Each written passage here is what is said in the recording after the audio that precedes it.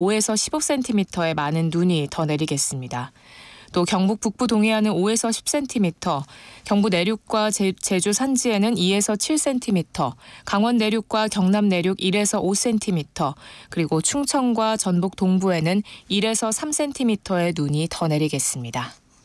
KBS 1라디오 5시 뉴스를 마칩니다. 아나운서 박소연이었습니다. KBS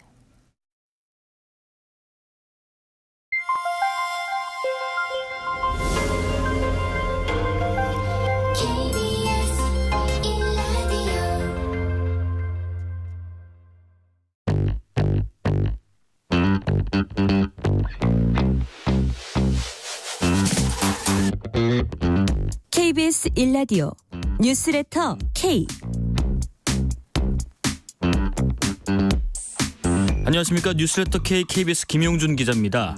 전공의의 3분의 2가량이 의대 증원에 반대하면서 의료 현장을 떠난 것으로 조사됐습니다. 이처럼 의료계가 환자들에게 등을 돌리면서 환자들의 괴로움은 더 커지고 있어서 큰 우려를 낳고 있는데요. 뉴진수 코너에서 수술이 연기된 환자 가족분과 지역 의료 공백 사례 관련해서 KBS에 제보를 해주신 남원 지역 청취자분 연결해서 자세한 상황 들어보고요. 정통령 중앙사고수습본부 중앙비상진료 상황실장 연결해서 의료 공백 사태에 대한 정부 측 입장과 대책도 자세히 들어보겠습니다. 여야 공히 공천을 둘러싼 잡음이 흘러나오면서 내부적으로 적지 않은 갈등이 표출되고 있습니다. 이 내용 포함한 정치권 이슈들 보좌 하니까 코너에서 각 당 전현직 보좌관들의 눈으로 꼼꼼하게 분석 또 평가해 보겠습니다. 문자 샵 9730, 짧은 문자 50원, 긴 문자 100원, 어플리케이션 콩으로 보내시면 무료입니다. 유튜브 KBS 1라디오 계정 채팅으로도 이야기 나누실 수 있고요. 문자 보내주시면 추첨 통해서 커피 쿠폰 보내드리겠습니다. 여러분의 이야기도 많이 들으십시오. 뉴스레터 K 지금부터 시작합니다. 뉴스의 진수를 보여주는 인터뷰. 뉴진수. 의대 증원에 반발하는 전공의들 집단 사직과 또 병원 이탈로 의료 공백에 대한 우려가 나오고 있는데요. 오늘은 가장 걱정이 많으실 환자 가족분들 그리고 지역의 현장 목소리도 한번 같이 들어볼까 합니다. 보건당국의 대책은 무엇인지도 점검해 볼게요. 먼저 심장 수술을 앞둔 환자의 가족분 이야기부터 들어보겠습니다. 익명으로 연결하겠습니다. 안녕하세요. 네, 안녕하세요. 예, 우선 본인 소개 먼저 해주실까요? 네, 의료 파업으로 피해보고 있는 보호자 가족의 한 사람입니다. 네. 제가 편의상 선생님으로 호칭을 하겠습니다. 네. 지금 선생님께서는 제가 사연을 좀 들어보니까 아버님께서 심장 좀 질환이 있으셔서 서울의 아산병원에 입원 중이신데 이 상황에서 최근에 수술 일정을 미룬다 이런 연기 통보를 받으셨다고 들었어요. 좀 자세하게 상황이 어떠신지 설명을 해주실까요? 저희가 이제 원래는 2월 22일에 심장 수술 예정이었고 16일 오전까지만 해도 수술날에 뵙자는 전화를 받았었는데 그날 오후 되니까 무기한 연기되었다는 통보를 받았어요. 이유는 뭐라고 하던가요? 이유는 파업 때문이죠. 네. 네, 그래서 이제 빡빡한 스케줄로 3달 넘게 기다렸던 이 수술 날이었는데 그냥 그 기다린 결과인 거예요. 지금 그 전화를 받고 아빠가 심리적으로 너무 힘들어하셔서 이제 그 다음날 17일 새벽에 아산병원에 찾아갔고 지금 현재 입원 상태에 계세요. 지금 아까 2월 22일에 원래는 그 수술 예정이라고 하셨었는데 사실 이렇게 큰 병원에 수술 일정 잡는 것도 상당히 좀 쉽진 않았을 것 같은데 어떠셨어요? 네, 저희가 원래는 9월에 이제 외래 진료를 봤었고요. 이제 외래 진료를 보면서 이제 심장 수술을 해야 될 것 같다고 해서 심장 수술하기 전에 간단한 검사가 필요하다고 해서 그 입원하는데도 한 달을 걸렸어요. 10월 달에 그래서 입원을 해서 며칠 동안 검사를 했고 그러고 퇴원할 때 수술 날짜가 잡혔는데 그날이 2월 22일이었어요. 꽤 기다렸죠. 네. 상당히 오래 또 기다리셨는데 이제 최근에 이거 무기한 연기를 해야 된다는 통보를 받은 상황이고 지금 혹시 그 아버님 그 상태는 어떠신지 좀 여쭤봐도 될까요? 지금 무슨 이유인지는 모르겠는데 속도 안 좋다 하시고 검사 결과랑은 또 상관없이 숨차는 현상이 계속돼서 또 잘 못 하시고 잠도 잘 못 주무세요. 네.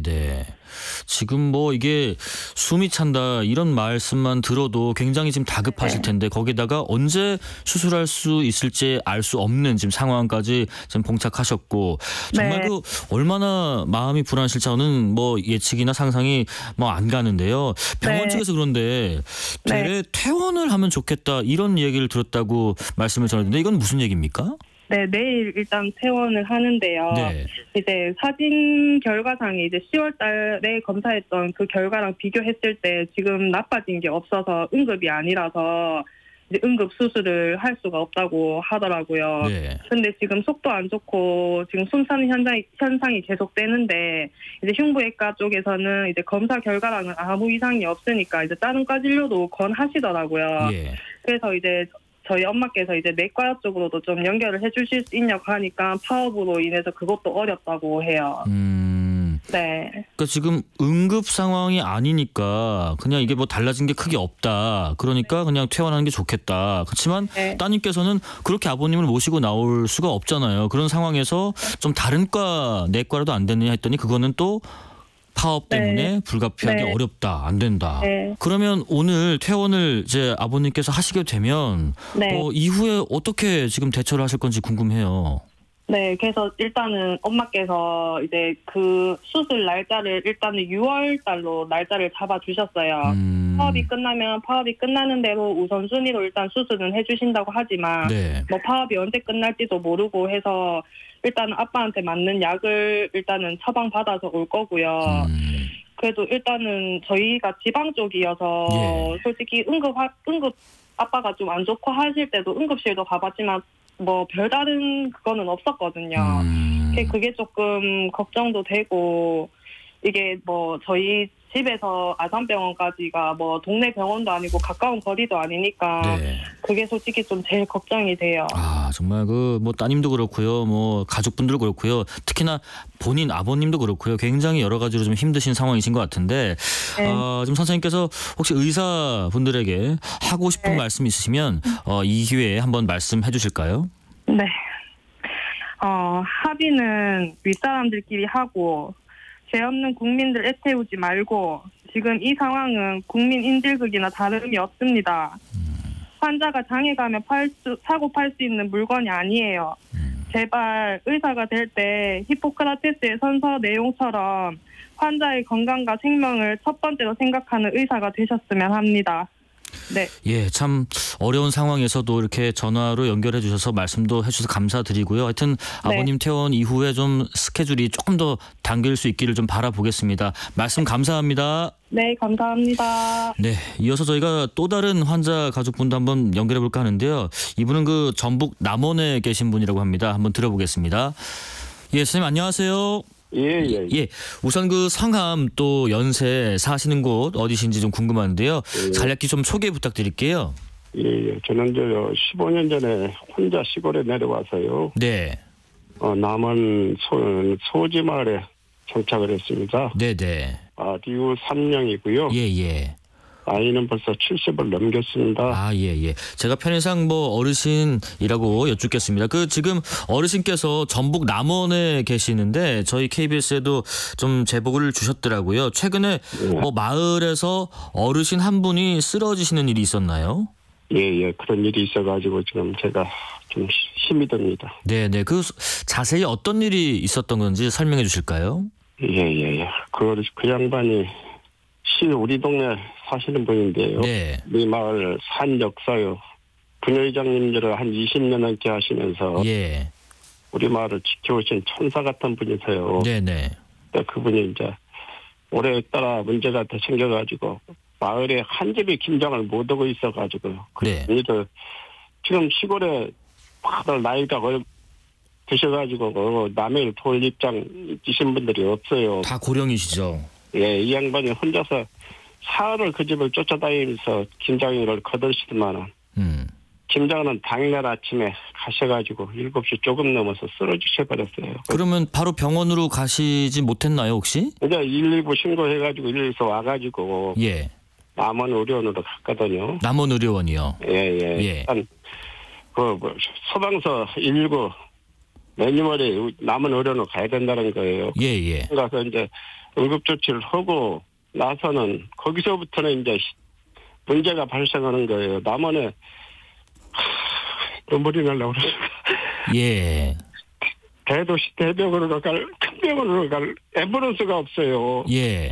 특히 거기다가 남원에 지금 의료원이 어마어마하게 큰 건물이고 시설도 잘 갖추는데 의사 한 사람이 제대로 없는 거예요. 아, 남원의료원으로 갔는데 의사 선생님 제대로 안 계시고 큰 병원으로 가라고 하던가요? 네, 근데 응급실에 119에 차로 응급실에 실려가기는 10번, 9번은 전주나 광주 큰 병원으로 가셔야 될 입장인데 예.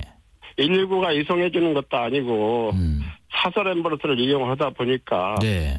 우리가 4시간이 넘게 지치려다가 가서 수술해도 안 되더라고요. 아이고, 지금 많이 감정이 좀 힘드신가 본데요. 어르신 조금만 그 진정을 하시면 좋겠고요. 어쨌든 그 많이 힘드신 와중에 남원 의료원으로 일단 그분이 가셨는데 의사분이 마땅치 않았고 또 이제 그 큰 병원 뭐 전주나 광주로 가려고 해도 상황이 좀 여의치 못하셨나 보네요. 예. 예.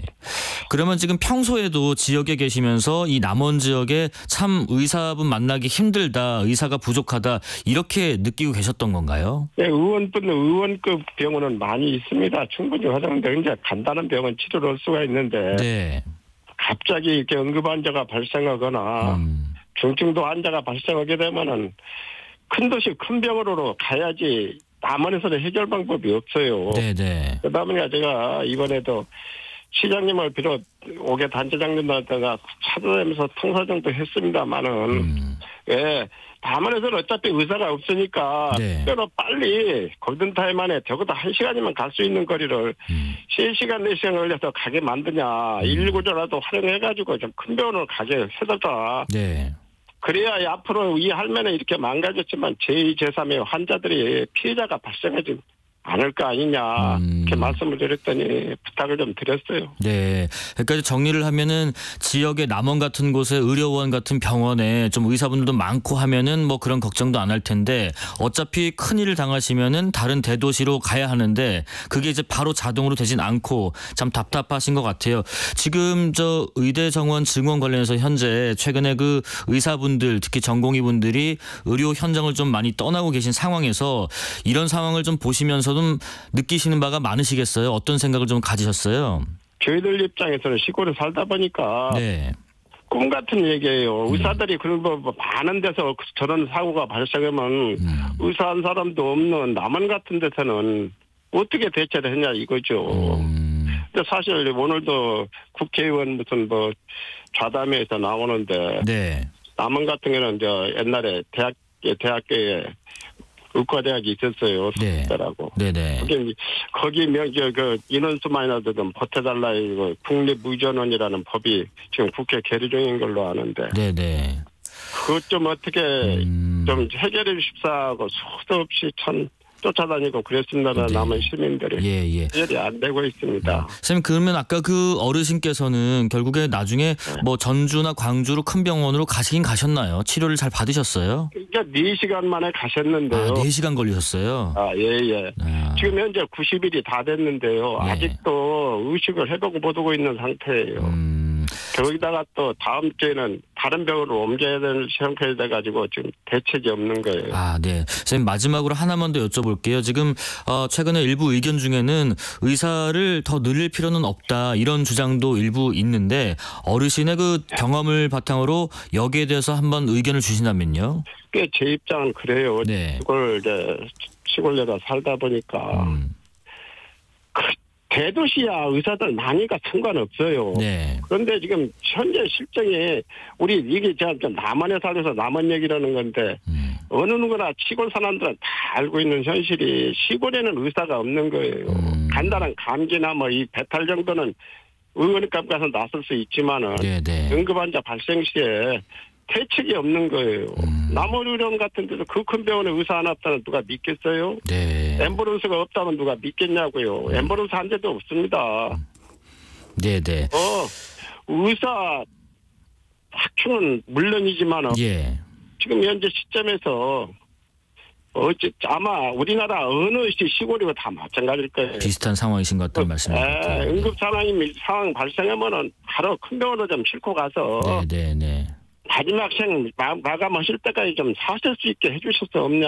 저는 그걸 주장하고 싶어요. 예, 하여튼 선생님 그 지역 예 말씀하세요. 진짜 시골에 연세 많으신 어른들 얼마 못 살아요. 이런 양반 건강 좀 챙겨주셔야죠. 네. 간절히 빕니다 저는. 예, 알겠습니다. 하여튼 안타까운 그런 사연들 좀 선생님 말씀 좀 들어봤고요. 지역에 특히 뭐 남원뿐만 아니라 다른 인근 뭐 선생님 표현으로 시골 같은 곳에는 네. 상당히 많은 의사 선생님들이 좀 필요하다 이런 말씀이신 것 같습니다. 당연하죠. 예, 선생님 여기까지 말씀 듣겠습니다. 오늘 어려운 말씀 감사합니다. 예, 고맙습니다. 네, 의료 공백에 따른 현장 상황, 환자 가족분들의 목소리를 연이어 들어봤습니다. 이번에는 정부 측 얘기도 들어보겠습니다. 지금 정부가 추진 중인 의대 증원의 핵심적인 이유 중 하나는 이 지역의 의사가 부족하다는 목소리 때문인데요. 이 때문에 정부로선 당장 전공의들에게 조속히 의료 현장에 복귀해달라고 강조하고 있습니다. 중앙사고수습본부 중앙비상진료상황실장을 맡고 있는 정통영 보건복지부 공공보건정책관 전화로 연결해서 정부의 상황 진단과 대응책 들어보겠습니다. 안녕하세요. 네, 안녕하세요. 예, 고생 많으시고요. 지금 전공의들이 의료 현장을 대거 이탈한 지 지금 사흘째인데요. 현재까지 의료 현장 상황 전체적으로 어떻게 파악하고 계신지 궁금하네요. 네, 현재 그 주요 수련 병원의 전공의 약 9천여 명이 네. 사직서를 제출하고 이제 이중 상당수가 근무지를 이탈한 것으로 알고 있습니다. 네네. 특히 이제 상급 종합병원 그 중에서도 이제 소위 빅5라고 불리는 병원들은 이제 전체 의사 수 대비해서 전공의 비율이 약 40%가 넘어서 네. 전공의 의존도가 이제 높은 병원들입니다. 이들 병원에서 이제 전공의들이 장기간 업무에 복귀하지 않는다면 이제 기존 진료하던 대비 상당한 규모로 이제 진료량이 좀 축소될 것으로 예상이 되고요. 네네. 이에 따라서 이제 현재 각 병원마다 기존에 계시는 교수님들 그리고 전임의 선생님 등을 중심으로 해서 병원별 비상진료 체계를 마련해서 시행하고 있는 것으로 저희가 파악하고 있습니다. 지금 현재까지 파악하고 계시는 피해 건수랄지 아니면 수술 지연 건수도 집계가 되시나요? 저희가 이제 피해 건수와 관련해서는 네. 이제 그 보건복지부 내 피해 신고 그리고 지원 센터를 저희가 운영을 하고 있고요. 네. 이쪽을 통해서 이제 수술 지연이 있거나 또는 이제 진료 연기가 되는 그런 상황들에 대한 접수를 받고 있고요. 네네. 다만 이제 그 여러 병원별로 이런 수술 지연이나 이런 상황들은 그때 일자마다 좀 변동이 심하고 네네. 또 지금은 이제 전공의 선생님들이 많이 이제 이탈을 하셨기 때문에 기존에 남아 계시는 이제 의사 선생님들께서 한 분이라도 진료에 좀 집중해야 되는 상황이기 때문에 네. 저희가 이제 이런 자료들을 이제 요청하면서 굉장히 이제 행정 부담을 좀 드리는 일은 최소화하고 있습니다. 그래서 아주 개략적인 정도의 네. 내용들은 병원과 소통을 하면서 파악하고 있지만 그 병원별로 또 이제 전체적인 어떤 병원의 아주 자세한 현황까지는 네. 파악하고 있지는 않습니다. 그렇죠. 또 현장에서 이렇게 들어오는 목소리와 또 접수되는 거에 차이가 또 있을 수 있으니까요.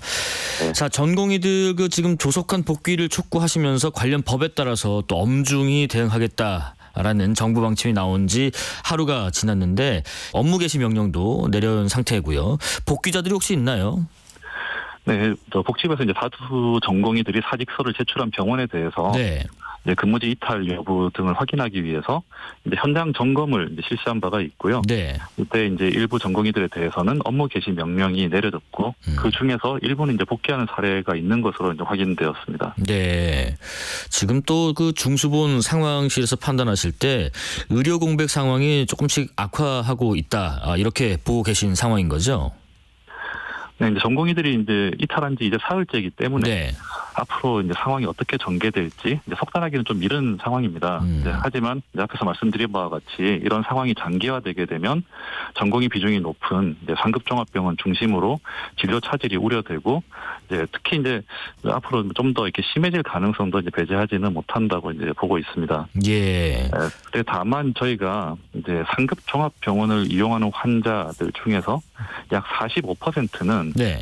상급 종합병원이 아닌 그 종합병원이나 일반 병원에서도 충분히 이제 진료 가능한 중등증 또는 이제 경증 환자로 이렇게 판단하고 있습니다. 네. 그래서 저희가 이제 상급 종합병원의 지정 평가 등을 통해서 이제 병원의 진료 현황을 이제 분석한 이런 자료들이 있는데요. 네.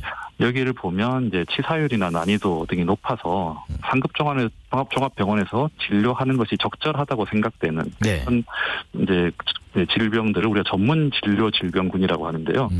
이게 한 55% 정도 되고요. 네. 그 외에 이제 다른 의료기관에서도 진료가 가능한 이제 일반 진료 질병군 그리고 진료 난이도가 낮고 이제 간단한 질병 그러니까 이런 것들을 합하면 한 45% 정도가 됩니다. 네네.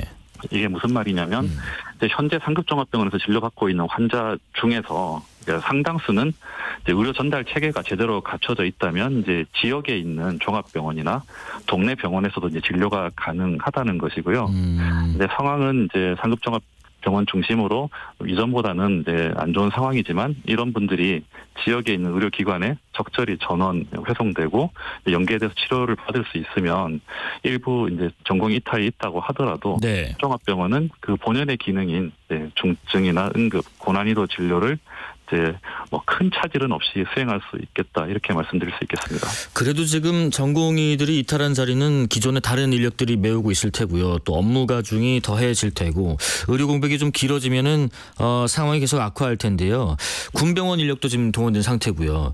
평소 지금 주요 종합병원 운영을 기준으로 볼 때 지금 가동률은 어느 정도 보이고 있다고 평가하시는지요? 이제 현재는 이제 병원별로 비상진료 대책을 막 수립하고 있는 중이고요. 네. 그리고 병원들이 이제 이 대책을 수립함에 있어서도 앞으로 상황에 이제 좀 불확실성이 커서 네네. 좀 이제 단기적인 대책 중심으로 이제 수립하는 것으로 알고 있어서 이제 가동률을 좀 이렇게 단정적으로 이렇게 말씀드리기는 쉽지는 않고요. 네.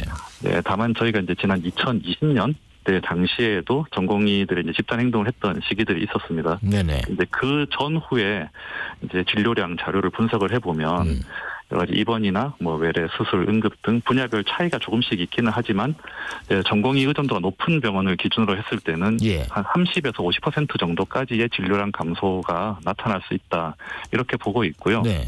이제 이번의 경우에도 이제 이런 전공의 이탈 규모에 따라서는 이 정도 또는 그 이상의 이제 진료량 감소가 뭐 있을 가능성이 있는 것으로 보고 있습니다. 다만 이제 지금 아직 뭐 며칠 안 돼서긴 하지만 저희가 전체 이제 409개 응급 의료 기관이 있습니다. 네. 응급실에서 이제 응급 환자 진료를 하기 위한 이제 권역, 지역 뭐 이런 이제 단계별로 응급 의료 기관이 있는데요. 이 통계를 보면 이제 2월 20일을 기준으로 했을 때 응급실 방문 환자 수는 한 25% 정도 감소했고요.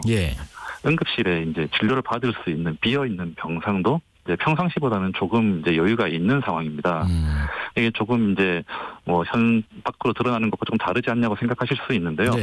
이제 저희가 비상진료 대책을 수립하면서 이제 중점을 둔 부분 중 하나가 응급 환자가 그 중증도에 따라서 가장 적합한 진료를 받을 수 있는 병원으로 바로 이송되도록 하는 것입니다. 그래서 이제 소방청과 협력해서 응급 환자 이송 지침을 이번에 새롭게 이제 업데이트를 해서 시행을 하고 있거든요. 네, 그 결과로 이전에 비해서 이제 중증이나 이제 고난이도 치료가 필요한 환자들은 좀 권역응급의료센터, 상급 종합병원이 주로 여기에 해당되는데요.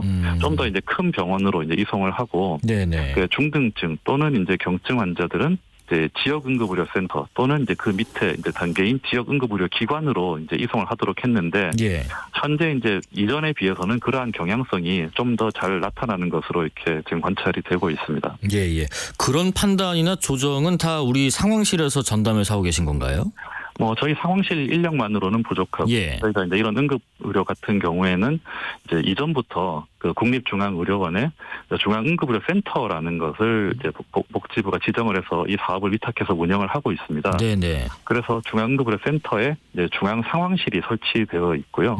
그래서 그 상황실에서 이런 이제 여러 가지 병원별 응급실 관련된 이제 진료 현황 정보들을 모니터링을 하고 있고요. 그 외에 이제 올해 이제 저희가 한 5월 달까지 원래 그 4개 지역에 광역 상황실이라는 거를 추가로 설치를 하려고 했었습니다. 그래서 이제 지금 현재 일부 직원들이 이제 채용이 돼서 교육을 받고 있는 상태고요. 이것을 완전히 이제 지금 정식 오픈은 아니지만 이제 가오픈처럼 해서 먼저 좀 조기에 가동을 해가지고 또 권역별 상황도 저희가 좀 더 면밀하게 살펴보려고 하고 있습니다. 그럼 이렇게 좀 그 당국에서 판단을 해서 조정하거나 전원하는 조치가 이루어지는 분들도 계시지만은 앞서 저희가 들어본 사례 중에 한 분은 이제 아버님께서 심장 질환을 앓고 계셔서 병원에 입원 상태셨는데 이 수술 날짜가 2월 22일로 잡혀 있었고 근데 이제 오늘 퇴원 조치가 되셨고요.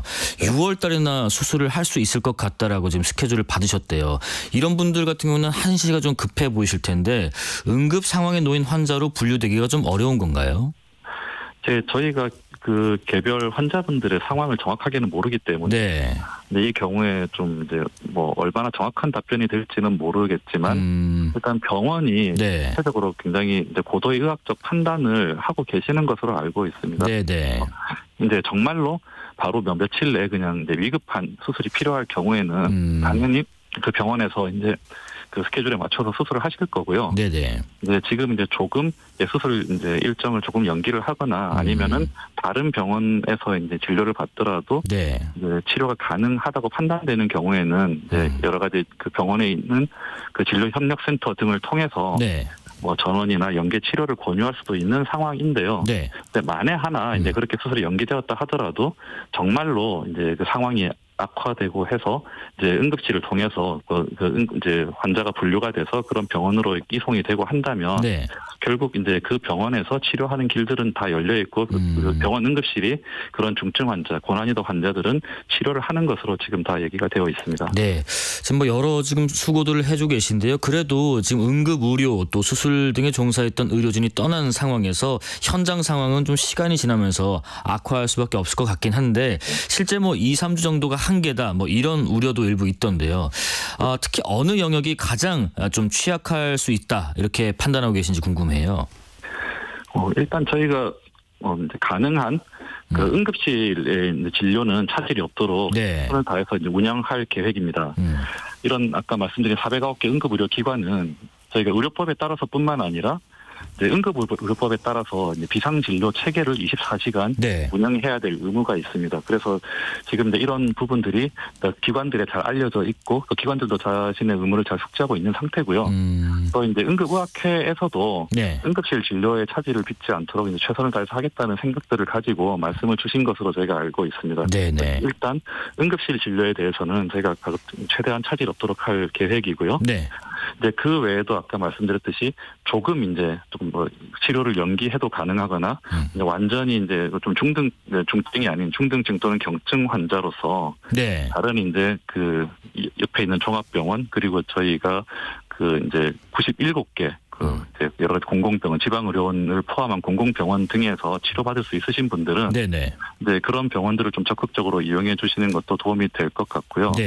이제 그럼에도 불구하고 이 상급 종합병원에 계시는 교수님이나 전임의 선생님들이 이제 이런 진료 공백이 전공의들 이탈이 장기화되면서 좀 이제 피로감을 이제 유발할 수가 있고 그 중에 대표적인 것은 병실에 있는 당직 근무입니다. 그래서 뭐 이제 수술 같은 경우에야 이제 뭐 그 교수님들이 직접 하시지만 수술 후에 병원에서 수술 받은 환자들을 이제 계속 이제 케어해 줄 수 있는 전공의 선생님들이 안 계시게 되면 이런 당직 부분들에 대해서 조금 이제 어려운 부분이 있을 텐데요. 그럼에도 불구하고 저희가 이전에 뭐 입원 전담 전문의 선생님이랄지 아니면 중환자실 전담 전문의 선생님이랄지 또 이제 병원에서 이런 교수님들 외에 또 별도로 병실 진료를 또 담당해 주시고 계시는 선생님들도 계시고요. 여러 다 인력들이 있기 때문에 뭐 이런 이제 선생님들과 잘 협조를 해서 또 이제 병실 같은 진료들 뭐 차질이 없도록 저희가 노력을 할 생각이고요. 이런 일들을 병원이 잘 할 수 있도록 정부 차원에서 해드릴 수 있는 여러 가지 지원들은 아끼지 않을 생각입니다. 혹시 뭐 마지막으로 중수본 상황실장이자 복지정책 현장을 지휘하는 당국자로서 국민분들께 하실 말씀 있으시면 말씀 부탁드릴게요.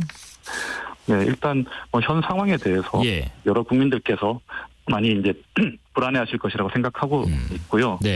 정책을 하는 담당자 한 사람으로서 이제 마음이 굉장히 무겁습니다. 저희 봉성부도 빨리 이 상황을 좀 조속하게 해소할 수 있도록 최선의 노력을 다 할 테고요. 특히 이제 그 동안에 이제 비상진료 체계를 최대한 잘 운영해서 뭐 진료에 차질을 빚거나 이제 불편을 이제 빚을 수 있는 최대한 일어나지 않도록 노력을 할 거고요. 다만 이제 우리 주변에 이제 이렇게 뭐 그 의료 현장에는 아직도 이제 환자 곁을 지키면서 가하고 있는 훌륭한 의사선생님들도 이제 많이 계십니다. 그래서 이런 분들에게는 계속해서 이제 좀 따뜻한 격려의 말씀을 보내주시고 계속 이제 환자 치료에 최선을 다할 수 있도록 좀 지지해 주실 것도 한번 부탁드립니다. 네, 여기까지 듣겠습니다. 지금까지 정통령 중앙사고수습본부 중앙비상진료 상황실장이었습니다. 고맙습니다. 네, 고맙습니다. 실시간 교통정보 알아보겠습니다. 교통정보센터 공인의 리포터 나와주세요. 네, 이 시각 교통정보입니다. 마지막 겨울 추위가 한창입니다. 밤사이 내린 눈으로 세상은 하얗게 변했고요. 이 눈의 무게 때문에 깊게 패인 도로 곳곳으로는 지금도 보수 작업이 한창인데요. 평택 제천고속도로 평택 방향 안성 분기점 부근 잠시 더디다 평택 고덕 일대 5km 구간 정체 극심한 이후 평택 분기점 부근 2, 3차로를 막고 노면 보수 작업하고 있어서입니다. 작업 구간 현재 1차로를 통해서만 통과가 가능합니다. 조금씩 오후 정체가 늘면서 서해안고속도로 서울 방향은 화성 휴게소 일대와 8탄, 매송에서 용담터널 사이 일찍에서 금천 쪽으로 정체가 이어지고요. 서울 시내로 진입해서도 서부간선 지하도로 일찍 방향은 전구간 1차로에서 동호대교 남단 방향 2차로에서는 각각 작업으로 차단되어 있어서 정체가 되고 있습니다. 한편 여의대로 마포대교 방향 마포대교를 조금 못 간 지점의 건물 현재 고드름 제거 작업하고 있어서 작업 지점 부분 통제가 되고 있는데요. 이 때문에 파크원타워, LG 트윈타워 정류장은 폐쇄 후 임시 정류장으로 우회 이동하고 있습니다. 도로 이용에 참고하시기 바랍니다. KBS 교통정보센터였습니다. 퇴근길, 당신과 함께 읽는 세상 이야기. KBS 일라디오 뉴스레터 K.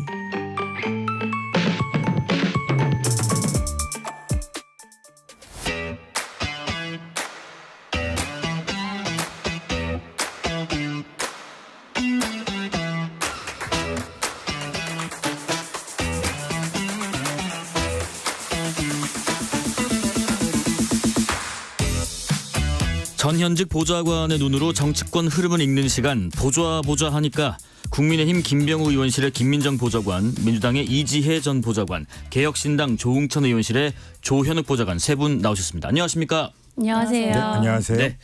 앞에 저희가 좀 무거운 얘기를 좀 했는데요. 정치권 현안 얘기 좀 해보겠습니다. 우선 조현욱 보좌관님.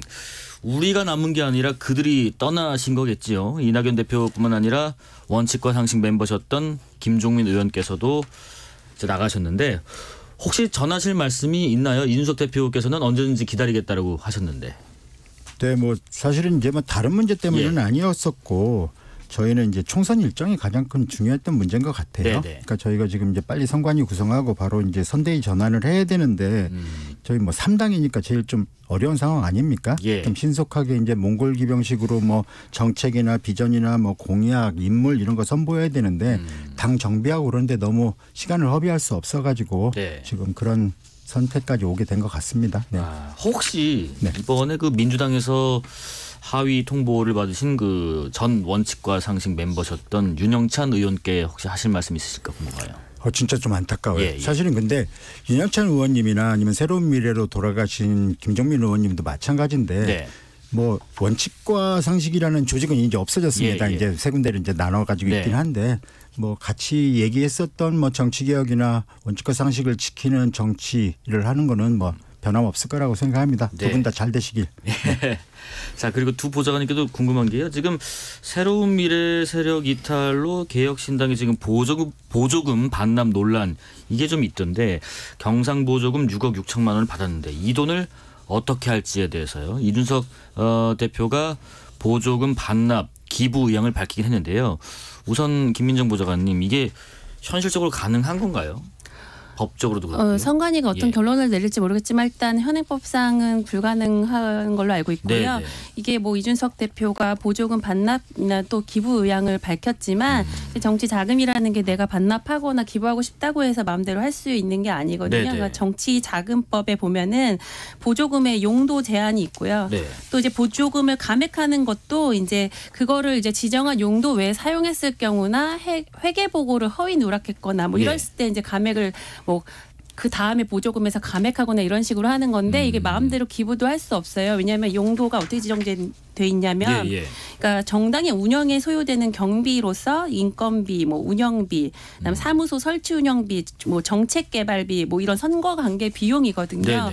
그리고 또 보조금의 반환 규정에 있어서도 정당이 해산되거나 등록 취소된 경우가 아니고서는 반환 규정이 없습니다. 그렇기 때문에 일단 현재 현행법으로서는 반환하거나 기부할 수 있는 근거가 없고 다만 이준석 대표가 그렇게 말한 거는 어떤 그런 의지의 표현 아닐까 싶어요. 왜냐하면 뭐 먹튀 아니냐, 뭐 그거 받으려고 뭐 갑자기 합당한 거 아니냐 이런 논란이 있으니까 그런 것 아닌가 싶어요. 그 이재 보좌관님께 좀 여쭙고 우리 그 조현욱 보좌관님 생각도 좀 들어볼게요. 뭘 여쭙고 싶냐면요. 지금 한동훈 위원장에서 국민의힘에 이거 보조금 사기 아니냐, 뭐 급조된 정당이니까 자진 해산해서 국고에 반납하는 방법도 있다. 어쨌든 제도 탓을 하지 말고 진정성을 보이라는 주장을 하던데 어떤 의견이신지 궁금합니다.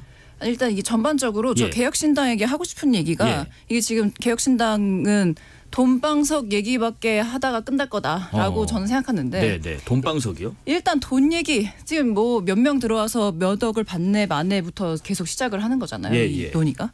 그리고 방 얘기는 국회 안에 방 몇 개 받을 거냐, 뭐 사람들 몇 명 영입하면 3개 늘어나는 거냐, 1개로 줄어드는 거냐 이 얘기 계속 하게 되겠죠. 그리고 사실 처음부터 끝까지 이준석 하다 끝날 겁니다. 왜냐하면 이낙연 대표도 나가면서 이준석 대표가 이렇게 우리를 무시하고 뭐 밀어내려고 기획을 하고 그러고 나갔단 말이에요. 이 지금 개혁신당이든 이낙연 대표 당이든 뭔가 제가 지난번에도 말씀드렸지만 이게 우리가 어떤 인물을 영입해서 어떤 새로운 비전이나 가치를 제시한다. 국민들에게 뭐 이렇게 보인다라고 하는 부분이 전혀 있지 않고 몇 명이 영입해서 우리가 돈을 얼마 받고 그리고 뭐 이준석 때문에 나간다 만다라는 얘기를 계속하는 것 자체가 사실 지금 신당에서 다시 또 돌아봐야 되는 뼈아픈 지점이 아닌가라는 생각이 들고. 그래서 돈방석이에요. 네, 그렇죠. 그래서 그 한동훈 위원장 얘기도 저는 맞다고 생각해요. 이준석 대표가 뭐 원내에 진입해가지고 뭐라고 했죠? 그 법을 바꿔서 뭐 22대 국회에서 지금 법이 딱 명확치 않으니까 동결하고 있다가 뭐 풀어보겠다. 라고 하는 건 사실 진정성이 없는 얘기죠. 그러니까 한동훈 위원장 얘기처럼 뭐 이게 지금 창당을 했으니까 뭐 이걸 당을 깨고 다시 신당을 하든지라고 하는 여러 가지 방법들이 많은데 굳이 우리가 22대에 들어가서 법을 정립하겠다? 뭐 이런 건 사실 말도 안 된다고 생각합니다. 자, 개혁신당 조현욱 보좌관님 얘기를 좀 듣겠습니다. 어떻게 할 계획이신지 궁금하네요. 공식적인 입장을 아무튼 자금 동결을 했다가 반납 정치자금법 개정을 해야 돼요. 그래서 반납을 하겠다라는 건데 뭐 좀 하나 말씀을 드리면은 그 이제 원내 정당이긴 해요. 저희가 이제 의석수가 4석이 있으니까. 근데 먼저 한국 정치사에서 이제 새로운 정당이 생기면은 1당 2당이 그래서 그 당 창당에 대해서 좀 축하도 좀 해주고 같이 한번 잘하자 이래야 되는데 뭐가 그렇게 겁이 나는지 그냥 의석수 4석밖에 안 되는데 거대 양당에서 그렇게들 욕을 하는지 참 그건 참 속 좁은 짓들이라고 생각을 해요. 저희는 돈 때문에 창당한 것도 아니고 고작 방 20평을 얻으려고 창당한 것도 아니에요. 근데 문제는 아마 그런 건 있을 것 같아요. 저희가 6억 6천을 수령을 했는데 그 돈은 다른 돈이 아니라 원래 국민의힘과 민주당한테 갈 돈이에요. 그 돈이 개혁신당한테 왔어요. 아마 그 돈이 아깝기는 한 것 같아요. 그런데 제가 한 번 더 말씀드리고 저희가 그래서 기부를 하려고 했더니 선관위에서 안 된다라는 거예요. 그건 공직선거법 때문에 그래요. 그러니까 정당이 기부를 못하도록 돼 있어요. 그런데 지난번에 2월 8일 날인데 국민의힘이 기부를 하지 않았습니까? 연탄 7만 봉사한 거요. 그 7천만 원 정도 되는데 그때는 사실 선관위에서 별 문제를 삼지 않았어요. 그러니까 저희도 가능하다면은 어려운 데들한테 연탄도 기부를 하고 싶습니다. 당의 이름으로. 근데 이제 뭐 우리가 하는 거는 뭐 안 된다고 하니까 어쩔 수 없는 거고 아마 정치자금법 개정이 문제니까 만약 22대가 아니라 저희 내일이라도 법안 써가지고 갈 테니까 국민의힘하고 민주당하고 해서 공동 발의 동의해주고 이번 달이라도 본회의에서 통과시켰으면 좋겠어요. 반납하겠습니다. 그러면은. 저희 22대까지 갈 생각 없어요. 돈 들고 있는 것도 불편하고. 어쨌든 뭐 지금 바로 당장이라도 어떤 식으로든 돌려드리고 싶은데 이게 뭐 방법이 없다고 하니까 갖고 있겠다는 말씀이신 것 같고. 괜히 저희 뭐 해산하라는 소리 말고 그냥 도장 찍어주세요. 법 통과 시켜주시고. 또 국힘에서는 또 이게 의제 문제 아니냐라는 의견인 것 같고요. 한번 들어봤습니다. 총선 관련돼서 공천 얘기 좀 해보겠습니다. 요즘에 국회 안팎에서 분위기가 어떤가 궁금해요. 뭐 반발도 좀 많다 보니까 예비 후보자분들 뭐 시비도 좀 엇갈리고요. 좀 살벌한가요? 분위기가 어때요, 이재 후보자님? 일단 어떤 의원님이 말씀하시길 지금 이 금수의 시간을 잘 버텨야 사람으로 거듭날 수 있다 이렇게 말씀하시는 것처럼 이 지금 경선이 곧 본선이라고도 말할 수 있을 만큼 굉장히 치열한 거 맞죠. 아, 그래요? 그리고 또 이제 현역 의원이 아닌 그냥 예비 후보 같은 경우는 지역에서 공천받고 와라 이런 얘기를 진짜 많이 들어요. 그래서 현역 의원에 비해서 뭐 조직도 없고 명단도 없고 이런 어려움에 처해 있는데 그러니까 공천받고 와라라고 하면서 좀 팔짱 끼고 한 걸음 물러나 있는 그런 경우가 많아서 더 어려운 과정에 뭐 중앙 지도부에 어떤 연이 있거나 뭐 이렇게 닿지 않으면 굉장히 힘든 경우가 많죠. 현역 의원의 경우에도 참 선거가 무섭구나 싶은 게 이번에 저희 이 민주당 같은 경우에 1차 경선 결과가 어제 나왔잖아요. 그래서 거기에 뭐 우리 광주 의원 3분이 다 컷 오프가 되시고 5명이 다 그런 것으로 볼 때 공천 과정이 정말 힘들구나라는 생각을 다시 한번 하게 됐습니다. 지금 뭐 특히 민주당에서는 이번 주에 의원 평가에서 뭐 하위권, 뭐 하위 10%, 뭐 20% 이렇게 통보를 개별적으로 하고 있다고 하는데 뭐 민주당 것뿐만 아니라 국민의힘 보좌관님도 마찬가지고요. 좀 궁금한 게 있어요. 우리 아니 하위 10%라면 아니 이분이 이렇게 일을 안 하고 못하는 의원님이었던가 하는 단순한 생각이 일단 들고 평가 기준은 그럼 뭘로 하는 건가 하는 생각도 들고요. 뭐 자주 출석하는 분인가 아니면 법안을 발의 잘하시는 분인가 아니면 대외 활동을 잘하시는 분인가 뭘 가지고 하위 10, 하위 20 이런 평가를 하는 거예요.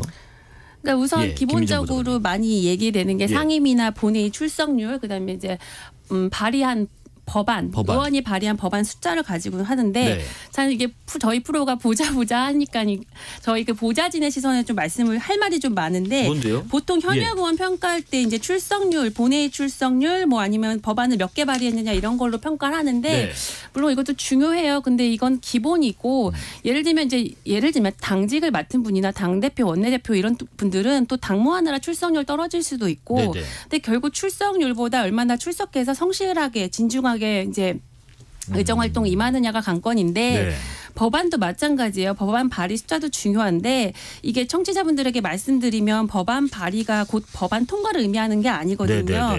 근데 이제 이게 실적을 채우려고 어떨 때 보면 굳이 이런 법을 개정해야 하나 싶은 법안들도 있어요. 계류 중인 법안 중에서요. 근데 이제 발의된 법안이 많다고 좋은 게 아닌 게 이걸 다 일일이 검토하고 논의하는데 이제 이런 법들이 많아지면 정말 중요하고 이제 필요한 법안들이 논의 순서에서 밀릴 수가 있거든요. 행정력 낭비예요. 그래서 대려 법안 발의 숫자가 적더라도 어떤 의원님들은 정말 뭐 깊이 연구하고 오랜 기간 이제 수기해서 양질의 법안을 만드는 분들도 있어요. 근데 이런 분들이 이제 관심을 받아야 하는데 단순히 뭐 출석률, 뭐 법안 발의 숫자 가지고 의정활동 못했다. 그렇게 뭐 그렇게 하는 거는 사실은 좀 그런 평가 기준도 바뀌어야 되고요. 다만 이번에 민주당의 경우에 이제 하위 통보 받은 비명계 분들은 어제 무슨 보도를 보니까 출석률하고 발의 법안 숫자 다 높으시더라고요. 다만 이제 문제가 됐던 이제 박용진 의원님 같은 분은 이제 하위 통보를 받으셨다고 하는데 저는 사실 같은 상임위에서 좀 오래 뵀거든요. 근데 이분이 정말 매섭게 정부나 기관 뭐 기업 잘못을 파헤쳐요. 그러니까 이게 뭐 내 편이라고 살살해 주는 게 없거든요. 근데 아마 이런 성격 때문에 그 민주당 의원 평가에서는 아마 의원들끼리 다면 평가가 있는데 거기서 아마 점수 좋은 평가를 못 받았다는 이야기가 있어요. 사실 그래서 의원들끼리 이게 동호회도 아닌데 서로 뭐 인간성이든지 뭐 이런 거 평가하는 거는 좀 기준이 안 맞는 것 같고 다만 마지막으로 말씀드리고 싶은 건 민주당의 경우 의원 평가 항목에 보좌진 평가가 있거든요. 보좌진 평가. 보좌진들이 의원을 평가하는 건데 저도 이제 국보회 회장 자격으로 저희 비대위원장님께 한번 제도 개선을 건의드린 적이 있는데 민주당처럼 이제 의원들 간 평가보다는 이제 보좌진의 경우 상사가 의원이잖아요. 그러면 이제 현역 의원의 직장 내 갑질 당사자가 보좌진들이거든요. 그런 면에서 약간 리스키한 분들을 걸러낼 수는 있어요. 그런 게 있어요. 좀 이렇게 벤치마킹하고 싶은 분이 있으신가 봅니다. 자, 근데 조현욱 보좌님 이런 것도 궁금해요. 하위 평가를 만약에 통보를 개인에게 했다라고 이제 발표를 계속 하는데 그러면은 이게 어떤 방식인지 예를 들면 뭐 전화해서 그렇습니다 하는 건지 아니면 뭐 문자로 당신은 하위 10% 뭐 이렇게 하는 건지 어떻게 통보를 하는 거예요? 전화로 하죠. 전화로. 전화로 하고 이제 평가를 담당하는 이제 조직의 장 혹은 뭐 공관위원장 뭐 이런 사람들이 이제 전화로 당사자한테 통보를 하죠. 되는 게 일반적이고요. 네네. 문자로 하지는 않습니다. 그리고 뭐 그게 문자로 하게 되면 아무래도 공개도 할 거고 뭐 그런 거보다는 좀 앞뒤 사정 설명 드리는 형태로 네. 전화를 하는 경우가 많을 거예요. 그리고 이제 또 달래기도 해야 되니까요. 예. 아무래도 이탈 방지도 해야 되고 그런 당 사무처 직원분이 하시나요? 아니 그렇지는 않습니다. 그럼 얼마나 반발을 하겠어요. 그럼 현역원 차원에서는요. 네. 그리고 지금 이재보 장관님 오늘 한 보도 보니까요. 총선 이후에 자리 선점 작업을 벌써 하고 있는가 하는 지적이 담긴 내용이 일부 있던데 예를 들면 뭐 기관장이 공석이거나 후임이 아직 임명이 안 돼서 전임 기관장이 임기가 끝났는데 넘겨서 계속 근무 중이거나 이런 것이 한 50곳이 된다 공공기관에. 이거는 뭐 총선 이후에 뭐 어떤 낙천 혹은 뭐 낙선자들 이런 분들의 몫인 건가 하는 생각도 듭니다. 어떤 의견이세요? 그 뭐 아예 부정할 수는 없겠죠. 네네. 그리고 이제 민주당보다 국힘이 좀 더 이 공천 과정이 잡음이 덜하다라고 얘기하는 것도 사실 꼭 굳이 여기를 총선 나오지 않다고 하더라도 뭐 지금 정부를 하고 계시니까 네네. 갈 자리가 많다라는 어떤 암묵적인 그런 계약이 있어서 더 잡음 없이 뭐 지도부가 이러저러라 하는 대로 지금 움직인다라는 예측도 있는 것처럼 사실 이게 그렇게 옳은 얘기는 아니죠. 뭐 우리 정부든 전 정부든 지금 정부든 뭐 이런 일들이 공공연하게 일어나고 사실 이게 뭐 국민들에게 질 좋은 서비스를 한다거나 아니면 공공기관의 질을 높인다거나 이런 것에 대해서는 전혀 생각하지 않는 관행적인 일이기 때문에 없어져야 되는 건 맞다고 생각합니다. 물론 뭐 그 정부 입장에서 봤을 때 뭐 국회의원 하시는 것보다는 이런 공공기관의 자리가 정말 적임자시면 그렇게 뭐 낙점할 수도 있겠지만은 이게 지금 약간 정권이 바뀔 때마다 반복되어 온 현상 아니냐 뭐 이런 지적도 있던데 김민정 보좌관님 어떻게 생각하세요? 지금 뭐 결국 보훈성 인사가 문제가 되는 거는 이제 낙하산이다. 그러니까 그 분야에 전문성이 없거나 경력이 없는 분이 비단 그냥 여당 쪽에 있다고 해서 이제 그 낙하산 인사로 갔을 때가 문제가 되는 건데 저는 이제 낙하산 인사 문제예요. 근데 저는 만약에 이제 어떤 기관이나 뭐 어떤 기업 이런 데 가시는 분이 거기 그 분야의 뭐 경력이나 뭐 어떤 전문성이 충분하다면 뭐 갈 수는 있다고 생각해요. 그거를 다 이렇게 막 그냥 이분법적으로 다 낙하산이다, 보훈성이다 하기에는 또 굉장히 여러 가지 다양한 면이 있습니다. 다양한 면이 있는데 사실 그 공공기관 입장에서도 정치인 출신 장이 오는 걸 바라는 경우도 있어요. 그래요? 왜냐하면 오히려 이게 더 빠르게 뭔가 의사결정이 되고 그럴 수도 있거든요. 추진력도 뭐 충분하고. 그거 내가 그분께 전화 드릴게 뭐 이런. 맞아요. 건의 들어볼게 직접. 그러니까 뭐 그런 걸 떠나서 외부의 시선에서 또 뭔가 이렇게 새로운 흐름을 또 이렇게 캐치할 수도 있거든요. 네, 알겠습니다. 자, 각 당 공천 상황도 잠깐 짚어볼게요. 국민의힘 같은 경우는 아직 지역구 현역 의원분 중에서 컷오프 되신 분이 한 분도 없다라는 얘기가 있던데 지난 선거랑 비교했을 때 현역 컷오프 발표가 좀 늦어지는 건가요? 아니면 그냥 단순히 늦은 건가요? 아니면 원래 이렇게 좀 최대한 미루는 건가요? 조현욱 보좌관님. 지금 엄청 늦죠. 엄청 늦은 거예요. 엄청 늦은 거죠. 그러니까 지금 뭐 저는 항상 3당 중심의 세계관을 갖고 있으니까 3당 효과가 좀 크다라는 생각이 들어요. 그러니까 일단 뭐 제 세계관은 그렇고 그다음에 뭐 국민의힘 관점에서 보면은 한 번 그 용산하고 어찌됐던 비대위원장 사이에서의 갈등을 한번 겪었잖아요. 뭐 그 효과도 좀 있다는 생각이 들어요. 근데 한 가지 좀 지적하고 싶은 거는 지금 이 현역 컷오프 문제가 부각이 되고 그 과정에서 보면 현역이 단수를 받거나 혹은 현역이 지역구로 옮겨서 우선 추천을 받거나 혹은 현역은 경선으로 지금 다 가고 있어요. 그러다 보니까 괜찮은 정치 신인들이 있어요. 국민의힘에도 이번에도 보면은 이런 사람들이 지금 다 배제가 되고 있는 게 사실은 좀 더 걱정입니다. 지금 이재 보좌관님 지금 민주당에서도 공천 과정 일부 파열음이 있는 것 같습니다. 어제는 그 원로 분이시죠. 김부겸, 정세균 두 분께서 어떤 발언을 또 하셨고 이재명 대표가 바로 잡았으면 좋겠다고 하셨고 사실 이렇게 당 원로들이 목소리를 높이면 당에서는 이런 상황을 어떻게 인식하고 있는지 궁금해요. 원로분들의 목소리에 좀 귀를 기울이시나요? 당연히 무시할 수는 없겠죠. 그분들이 이렇게 우리 당이 가야 된다라고 하는 것들을 충분히 수용하고 거기에 대한 결과를 또 지도부가 내야 될 텐데 이게 지금 뭐 원로분들이 말씀하시는 것도 그렇고 뭐 공천 파열음이라고 하는 것도 그렇고 뭐 충분한 설명이 있어야 된다라고 하는 것에는 모두가 공감하는 것 같아요. 네. 그래서 지금 하위 10% 20%를 통보하는 과정이나 아니면 누구를 어떤 지역에 단수를 주는 과정이나 이런데 이 사람은 진짜 단수 꽂힐 만해. 뭐 아니면 이 사람은 진짜 20% 하위에 들어갈 만해라고 하는 서로 모두가 공감할 수 있는 상황이 만들어질 수 있도록 설명을 잘 해주셔야 되는데 네. 그런 과정이 좀 부족하지 않았나. 그래서 그 설명을 잘 해주십사라고 이 원로들도 지도부에게 부탁을 하신 것이 아닌가라는 생각이 듭니다. 김민정 보좌관님, 지금 이낙연 새로미래 공동대표가요. 민주당 내 친문계를 중심으로 집단 행동이 벌어질 수도 있다. 이런 예측을 내놨는데 이런 예측에 대해서는 어떤 의견이세요? 저는 그냥 일단은 뭐 이낙연 새로운 미래랑 이준석 대표의 그 개혁신당으로 비교해 보자면은 결국은 다 이제 기존의 민주당이나 국민의힘에서 뭐 이렇게 탈당하거나 나오는 현역들에 관심이 많으실 거 아니에요. 네네. 그런 면에 있어서는 이준석 개혁신당보다는 이낙연 새로운 미래가 조금 더 유리하지 않을까 지금 상황으로는 그렇게 생각을 합니다. 자, 조현욱 부장님, 지금 개혁신당의 공천 작업은 어떻게 이루어지고 있는지도 궁금합니다. 인원수가 많지 않기 때문에 기존의 양당이 하던 것과는 조금 다른 방식으로 될 것 같은데 어떤 과정인가요? 저희는 이제 아직 이제 공관위를 출범을 못 시켰어요. 이제 많이 늦어졌고 그러니까 뭐 통합하고 나가지고 이제 공관위 띄우는 문제가 제일 문제였고 아마 내일 최고위원회를 통해 가지고 공관위원장 선임이 아마 먼저 이루어지게 될 겁니다. 아, 그래요? 예, 그리고 나면은 다음 주에 이제 후보 신청을 받게 될 텐데 다른 당과 좀 다른 거는 저희가 좀 많이 늦어졌기 때문에 아마도 다른 당은 아마 지역구 심사를 하는 것, 비례 심사하는 것, 그다음에 전략 심사하는 곳이 다 따로따로 있는데 아마 저희는 통합해서 공천 심사를 하게 될 것 같습니다. 혹시 그럼 공관위원장이 선임되신 분이 언론 보도에 지금 많이 나오고 있는 분이 될 수도 있나요? 언론에서 많이 회자되는 거는 김종인 위원장 얘기가 많이 되고 있는데 저희는 많이 기대는 하고 있습니다. 네. 아직 누군지? 네, 뭐 내일 최고위원회에서 이제 아마 말씀드리겠죠. 뭐 저희는 많많이 기대하죠. 뭐 그분이 이제 잘 아시겠지만 뭐 양 지금 계신 거대 양당에서 아무튼 큰 선거를 하셨었고 결과로서 또 능력을 또 보여주셨던 분이기도 하고 그다음에 정책이나 비전 쪽에서도 좀 큰 그림을 좀 그리시는데 좀 뭐 능력을 보여주신 분이니까 저희가 많이 기대하고 있습니다. 알겠습니다. 여기까지 말씀 듣겠습니다. 지금까지 국민의힘 김병호 의원실의 김민정 보좌관, 민주당의 이지혜 전 보좌관, 개혁신당 조응천 의원실의 조현욱 보좌관이었습니다. 고맙습니다. 네, 감사합니다. 6시에 2부 이어가겠습니다.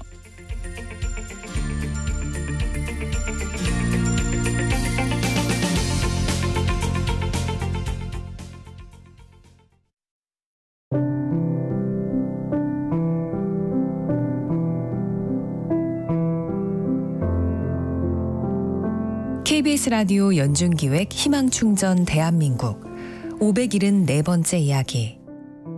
안녕하세요. 아나운서 유지원입니다.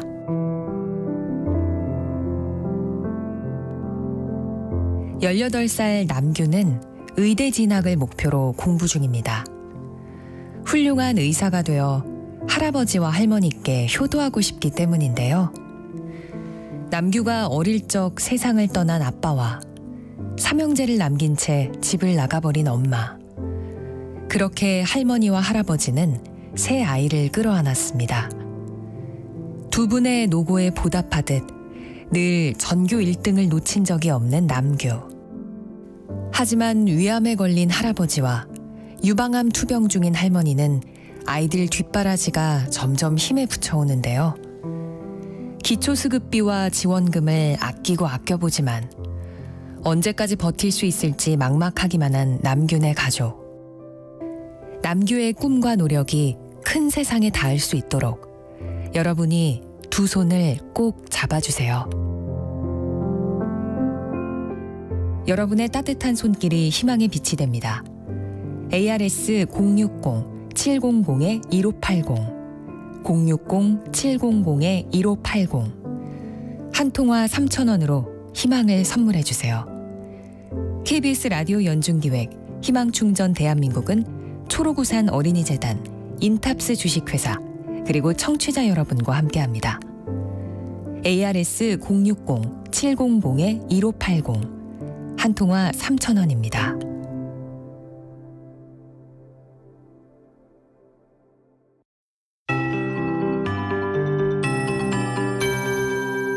KBS 58분 날씨. 대설특보가 발효 중인 강원 산지와 강원 동해안 그리고 경북 북동 산지, 경북 동해안에는 이미 많은 눈이 쌓여 있는 상태입니다. 그런 가운데 추가로 내일까지 5에서 10cm의 많은 눈이 더 쌓이겠습니다. 또 강원 산지 많은 곳은 최대 15cm 이상 더 올 것으로 보고 있습니다. 안전사고에 유의하셔야겠고요. 이 밖에도 지리산 부근도 최대 7cm, 그 밖에 눈 오는 지역 곳곳에서 1에서 5cm가량 더 오겠습니다. 이 중부지방의 경우도 내일까지 경북지방과 더불어 눈이 더 내리기 때문에 빙판과 도로 살얼음이 나타나는 곳이 있겠습니다. 교통안전에 유의하셔야겠습니다. 이 지역도 역시 어제부터 곳곳에 눈이 쌓여 있습니다. 내일 흐린 가운데 오늘 늦은 밤 수도권과 강원도의 눈비가 그치겠지만 그 밖의 지역은 아침까지 이어지는 곳이 많겠고요. 대설특보 해당 지역인 경우 동쪽 해안과 산지는 종일 이어지겠습니다. 내일 아침 기온은 서울 영하 2도 등 영하 6도에서 영상 3도로 추워집니다. 낮 기온 서울 6도 등 1도에서 9도가 되겠고 모레는 남부지방도 역시 추워질 걸로 보입니다. 대부분 해상의 파도 또한 2에서 4m로 높게 일겠습니다. 그리고 전국 대다수 지역 바람도 강하게 불겠는데요. 특히 해안과 산지 쪽 바람 매우 강해서 항공기 운항에 차질이 있을 수 있습니다. 운항정보 확인하시기 바랍니다. 지금 서울의 기온은 영하 1도입니다. 강혜종입니다.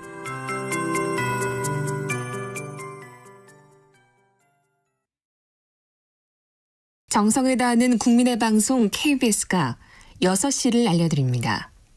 AM 711kHz, FM 97.3MHz, KBS 1라디오입니다. HLKA.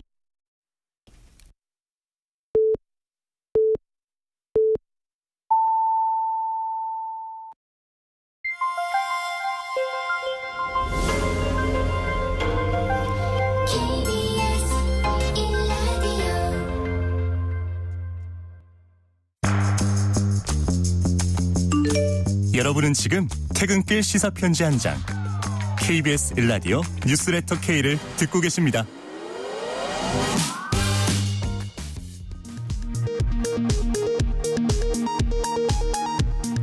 이 시각 라디오 정보센터 뉴스입니다. 의대 증원에 반발한 전공의들의 집단 사직과 진료 거부가 사흘째 이어진 가운데 수술 취소 등 환자 피해가 잇따르고 있습니다. 정부는 의대 증원 문제를 놓고 의료계와 수차례 논의했다고 밝혔는데 의사협회는 거짓이라고 반박했습니다. 국민의힘은 더불어민주당이 위헌 정당으로 해산된 통진당화하고 있다고 맹비난했습니다. 민주당은 김건희 특검법 등 이른바 쌍특검법을 오는 29일 재표결하겠다며 정부 여당을 압박했습니다. 지난 대선 당시 윤석열 후보에 대한 허위 보도 의혹을 수사하고 있는 검찰이 인터넷 언론 매체 뉴스버스의 전 대표 신모 씨를 참고인 신분으로 소환했습니다. 이원석 검찰총장이 기밀 유지가 필요한 수사 등에 한정적으로 사용돼야 하는 특수활동비를 민원실 직원들에게 지급했다는 주장이 뉴스타파와 시민단체 등에 의해 제기됐습니다. 대검찰청은 특활비 지급에 문제가 없다며 즉각 반박했습니다. 수도권지청 소속 현직 검사가 음주운전을 하다 차량 전복 사고를 내고 경찰의 현행범으로 체포됐다가 풀려났습니다. 해당 검사는 도로교통법 위반 혐의로 입건됐습니다. 지금까지 라디오 정보센터 뉴스 편유희였습니다.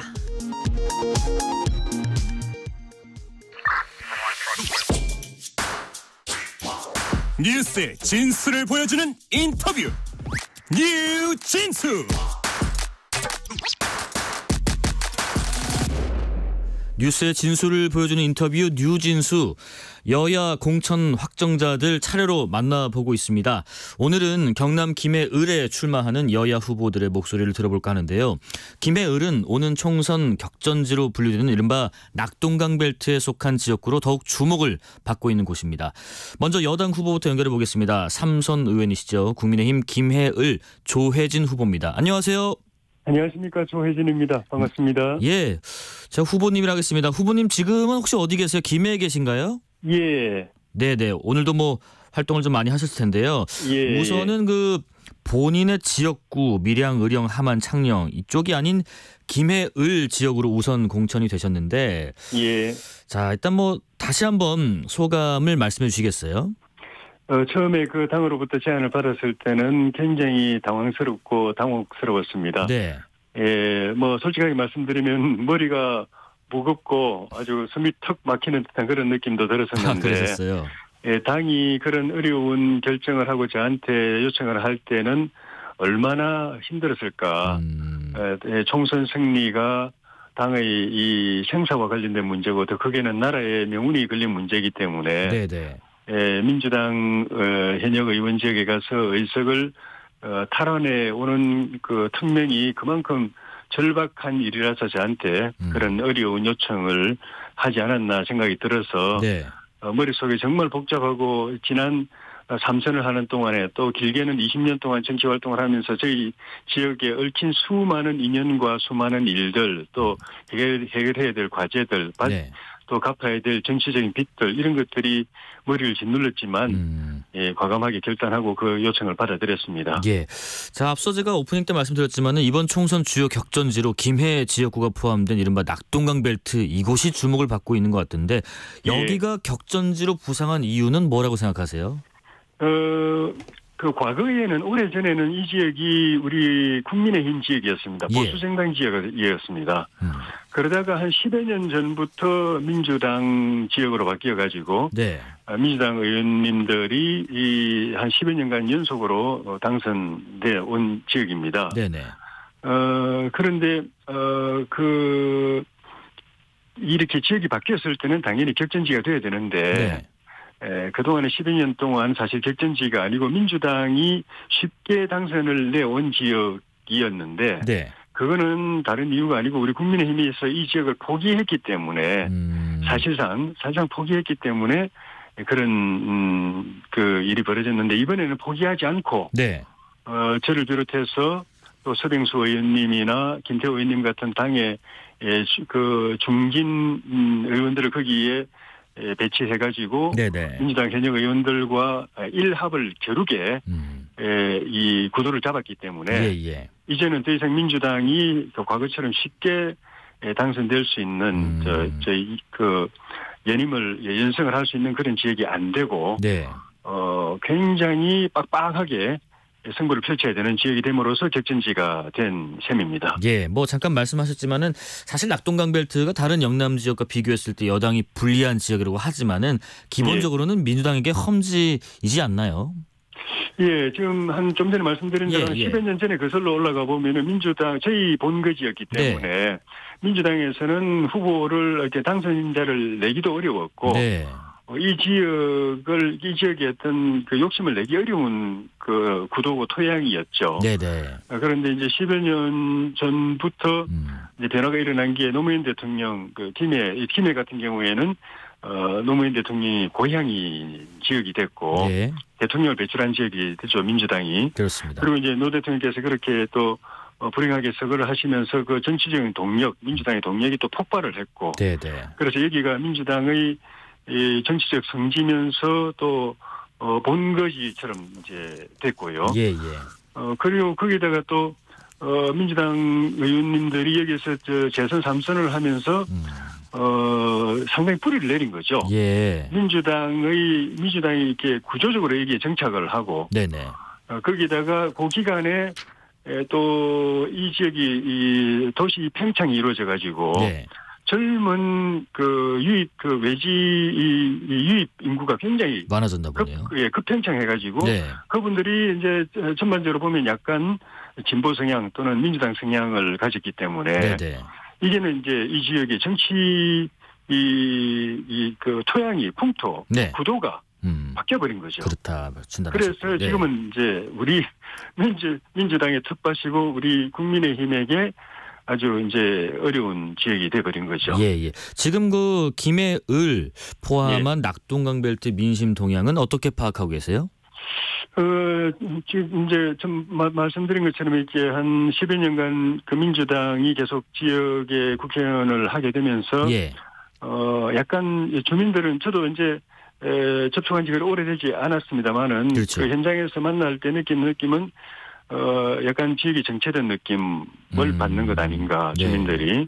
그리고 발전 이렇게 도시가 팽창하는 그 동력에 비해서는 발전이 좀 더디다. 또 발전을 하지만 그것이 주민들의 삶의 질로 연결이 안 되고 있다 하는 그런 측면에서 변화가 필요하다는 그런 그 욕구를 많이 느끼는 것 아닌가. 네네. 그리고 그런 그 주민들의 바람을 이루어줄 그런 역량 있는 정치인이 필요하다. 그런 일꾼이 필요하다는 그런 필요성을 현장에서 많이 듣고 있습니다. 예. 그러면 이 질문 먼저 좀 여쭤볼게요. 그러면 김해을 지역의 가장 시급한 현안은 뭐라고 생각하세요? 제가 그 김해을로 그 공천이 된 게 며칠 안 됐기 때문에 세세하게는 모릅니다만은 그 젊은 층으로부터 노년층까지 쭉 다니면서 만나서 느낀 것은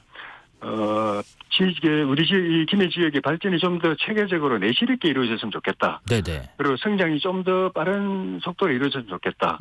그다음에 제일 중요한 거는 그것이 개개인의 삶의 질의 향상으로 연결됐으면 좋겠다. 네.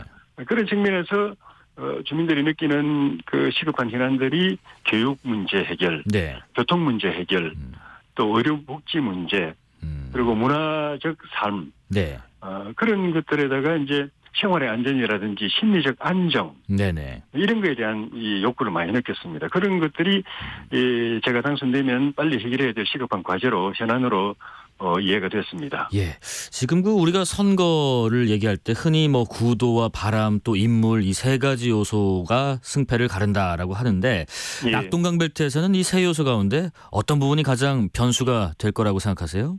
구도는 대체로 세 지역 다 국민의힘과 민주당 양자 대결 구도로 좀 굳어져 가는 것 같고, 그 다음에 바람은 좀 전에 말씀드린 그 주민들의 변화의 욕구가 집권당인 우리 국민의힘에게 좀 더 유리한 쪽으로 바람이 형성되는 거 아닌가 싶고요.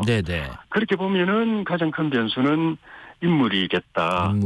국민들의 주민들의 그런 기대치를 희망사항을 이루어줄 수 있는 역량을 가진 또는 그 집권당의 배경을 가진 그런 그 인물의 필요성이라는 측면에서 보면은 구도, 바람, 인물이 다 중요도로 보면은 셋 다 똑같은데 변수로 보면은 인물이 주요 변수가 되지 않겠나라는 생각입니다. 알겠습니다. 국민의힘 공관위가요. 지금 의원님을 김해을에 추천하는 것에 대해서 좀 여진이 일부 있는 것 같은데 뭐냐면은 일부 김해을 주민분들 또 당원분들이 공관위가 당초 의원님과 예비 후보 간의 경선을 약속했었는데 이걸 번복했다. 이제라도 경선을 수용하라 이런 주장을 하는데 관련해서 입장을 주신다면요? 일부에서 그런 말씀을 하셔서 제가 공관위 상황을 확인을 해보니까 그런 일은 없다는 것이고, 근데 왜 그런 말이 나왔을까를 보니까, 그 면접 과정에서, 특정, 어느 분인지 모르겠는데, 공관위원 가운데 한 분이, 면접, 우리 후보자들한테, 그러면 뭐 경선하면 결국에 승복할 거냐? 이런 질문을 한번 던졌는데, 그게 와전이 된 것 같아요. 제가 현장에 안 있어 봐서 정확한 건 모르겠습니다만은 그 질문이 그렇게 와전이 돼서 좀 돌고 있는 것 아닌가 그렇게 이해가 됩니다. 상대 후보에 대한 얘기도 좀 해보겠습니다. 민주당에서는 현 지역구 의원이신 김정호 의원을 좀 일찍 단수 공천을 했는데 김 후보, 김정호 의원에 대해서 한번 평가를 해주신다면요?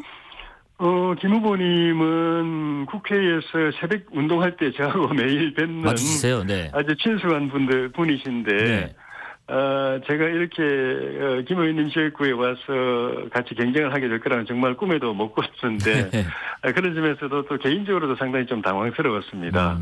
그래서 이제 며칠 전에 전화드려서 그 말씀드리니까 서로 이제 점잖게 경쟁하자, 페어플레이 하자라고 말씀하셔서 참 감사하게 느꼈고, 다만 이제 좀 전에 말씀드린 대로 지역을 다녀볼 때 주민들이 그 지역 발전에 대한 기대치 또 시민 생활의 질의 향상 이런 데 대해서 여러 가지 바람을 갖고 있는 걸 또 보면서 할 일이 많은 지역이다. 라는 걸 느꼈습니다. 예. 그러면 그 많은 할 일이 있는 지역인데 예. 김정우 후보님에 비해서 그럼 나는 이런 할 일이 많은 동네에 와서 내가 가진 장점은 김정우 후보보다는 이게 좀 더 낫지 않나 어필하신다면요? 제가 밀양의령 함안 창녕 지역에서 국회의원을 하는 동안에 지역의 크고 작은 현안들을 많이 추진을 하고 또 어려운 숙제들을 또 많이 해결해 본 경험들이 많이 있습니다. 네네네. 울산 함양 고속도로라든지 나노 국가 산단이라든지 또 폴리텍 대학 유치라든지 그런 이제 굵직굵직한 일부터 소소한 일까지 어려운 일들을 많이 해결해 본 경험이 우리 김해 시민들의 욕구를 빠른 시간 안에 해결해내는데 많은 그게 도움이 될 것 같고. 네네. 제가 며칠 전에 우리 김해 시장님 인사 갔다가 시장실에서 올해 우리 김해시에 내려온 특교세가 전반기 13억, 후반기 13억 이렇게 말씀하시는 걸 보고 제가 좀 사실 깜짝 놀란 게 제 기존 밀양의령 함안 창녕에서 올해가 아니죠. 작년인데 작년에 제가 기존 저희 지역구에서 가져온 특교세가 190억가 가량이 됐거든요. 상대적으로 10분의 1 정도 되네요. 더 되네요. 재작년에 230억이었거든요. 아, 네네네. 그래서 여기 오면 내가 그동안에 이게 좀 경험해왔던 걸 일솜씨를 발휘하면 우리 시의 발전이나 시민들 삶에 큰 좀 보답을 할 수 있겠다.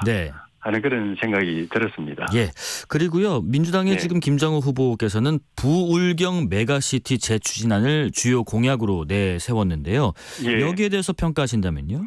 그건 한번 생각해 볼 수 있는 그 사업이라고 생각합니다. 물론 우리 김해만이 아니라 부산, 울산, 경남이라는 이 광역이 다 포함된 그 공약이긴 한데 거기에 김해가 중추적 역할을 할 수 있기 때문에 우리 시민들이나 정치인들로서는 당연히 관심을 가지고 가능성이 있다면 추진해야 되는데 이게 단순히 이 부산, 울산 경험을 행정적으로 통합하는 것은 큰 의미가 없다고 봅니다.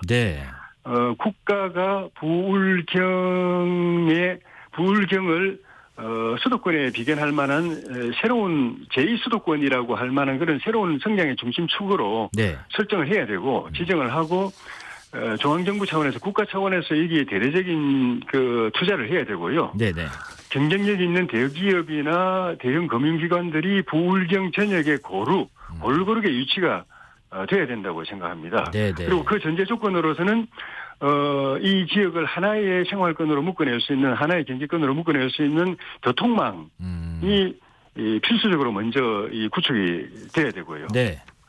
그것이 구비가 됐을 때 메가시티가 새로운 성장 추구 동력으로서 의미가 있다고 봅니다. 단순히 덩치만 키울 게 아니라 밀도 있는 작업이 필요하다는 말씀이신 것 같고요. 그렇습니다. 마지막으로 만약에 총선에서 승리해서 4선 의원이 되신다면 국회에서 어떤 역할을 하고 싶으신지 포부를 좀 들어보겠습니다. 4선이 되면은 당의 지도자가 되는 거거든요. 그리고 국회에서도 지도자가 되는 것이고 그 지도자가 돼서 지난 4년 동안에 민주당이 국회에 압도적 다수 의석을 배경으로 해서 국회 의회 권력을 가지고 완전히 무너뜨려버린 의회 민주주의, 또 절차적 민주주의를 다시 살려내는 일을 하고 싶고요. 국회가 국가 발전에 발목을 잡는 게 아니라 국가 발전을 제대로 뒷받침하는 그런 국회로 만들고 싶고 국민들에게 좌절과 절망을 안기는 국회가 아니라 국민들에게 희망을 주고 국민들을 신명나게 만드는 그런 국회로 제 손으로 반드시 바꿔놓고 싶습니다. 여기까지 말씀 듣겠습니다. 지금까지 국민의힘 김해을 조혜진 후보였습니다. 고맙습니다. 고맙습니다. 이어서 김해을 현 지역구 의원으로 3선에 도전하는 민주당의 김정호 후보 연결해 보겠습니다. 안녕하십니까? 김해을의 김정호 국회의원입니다. 반갑습니다. 의원님은 지금 어디 계세요? 지금 김해 지역에 있습니다. 김해 지역에 계시군요. 오늘도 활동 많이 하셨을 테고 우선은 그 타 지역에 비해서 일찍 단수 공천되셨는데요. 소감 먼저 들어볼게요. 낙동강 벨트가 그 화제인데요. 선봉에서 윤석열 검사 독재 정권 심판하라는 우리 당의 준호한 명령이고 민심의 요구라고 느낍니다. 어떻게든 낙동강 벨트 지켜내고 오히려 더 북상시킬 수 있도록 운동화끈 조이고 전국적 총선 승리에 우리 김해을이 견인차 역할을 하도록 하겠습니다. 예. 자, 그리고 같은 질문 좀 드려볼게요. 지금 주요 격전지로 김해 지역구가 포함된 낙동강 벨트 말씀하신 이게 지목되고 있는데 이 지역이 이렇게 격전지로 부상한 이유는 의원님은 뭐라고 보세요? 김해, 양산, 부산이 그 망국적인 지역주의 타파의 상징 지역입니다. 고 노무현 대통령님 계시고요. 네네. 문재인 대통령님 내려오셨잖아요. 네. 낙동강 벨트 이 9석이 있는데 뭐 부산 경남 험지죠. 네네. 그중에서 9석 중에서 6석을 낙동강 벨트에서 민주당이 지켜왔습니다. 예. 그중에서 김해의 갑과 을 지역 2석이 그 12년부터 계속 민주당이 수성을 하고 있습니다. 네네. 이번에 국민의힘이 모두 탈환해서 부울경에서도 전 의석을 석권하겠다고 하는 과욕을 부리는데요. 네네. 그런 과욕이 결과적으로 그 지역구에서 퇴출될 중진 의원들을 무리하게 차출해가지고 네. 그 재배치하고 있지 않습니까? 예. 그러다 보니까 수도권 열세를 물타게 하기 위한 PK에서 인위적인 재배치가 자연스레 그 격전지로 부상하게 된 것 같습니다. 아, 예. 지금 뭐 민주당이 계속 수성하고 있다는 말씀하셨지만은 사실 낙동강 벨트가요 다른 영남 지역과 비교해서는 여당이 좀 불리하다고 하지만은 그 전에 기본적으로는 민주당이 좀 험지였었잖아요. 네, 험지입니다. 네. 민주당이 그나마 강세로 바뀐 거 얼마 되지 않거든요. 예. 그게 노무현 대통령 서거 이후에 12년 총선, 16년 총선에서 처음 이겼고, 17년 대선에서 문재인 대통령이 당선되고 난 다음에 18년 지방선거에서 또 20년 총선에서 민주당이 두 번째, 세 번째 이겼습니다. 네네. 그런데 22년도 그 대통령 선거, 지방선거 연패하면서 다시 국민의힘 우세로 정치 지형이 바뀌었어요. 현재 구도상 민주당이 다시 험지로서 그렇게 되돌아간 느낌입니다. 아, 그래요. 그러면 이제 의원님께서는 이제 후보님께서는 그 지역구시니까 현 시점에서 김해을 지역을 이렇게 쭉 돌아보시면은 낙동강 벨트 민심 동향까지 좀 파악을 하실 텐데 어떻게 파악하고 계신지 궁금해요. 네. 우리 김해만 해도 그 민심이 부글부글 끓고 있다. 네.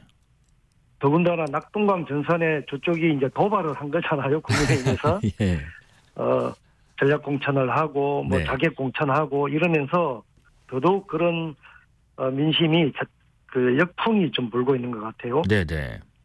제가 만나본 우리 김해 시민들 대부분은 윤석열 검찰 독재 정권의 이 정치적 심판을 내리기 위해서 4월 10일 그 총선을 손꼽아 기다리고 있습니다.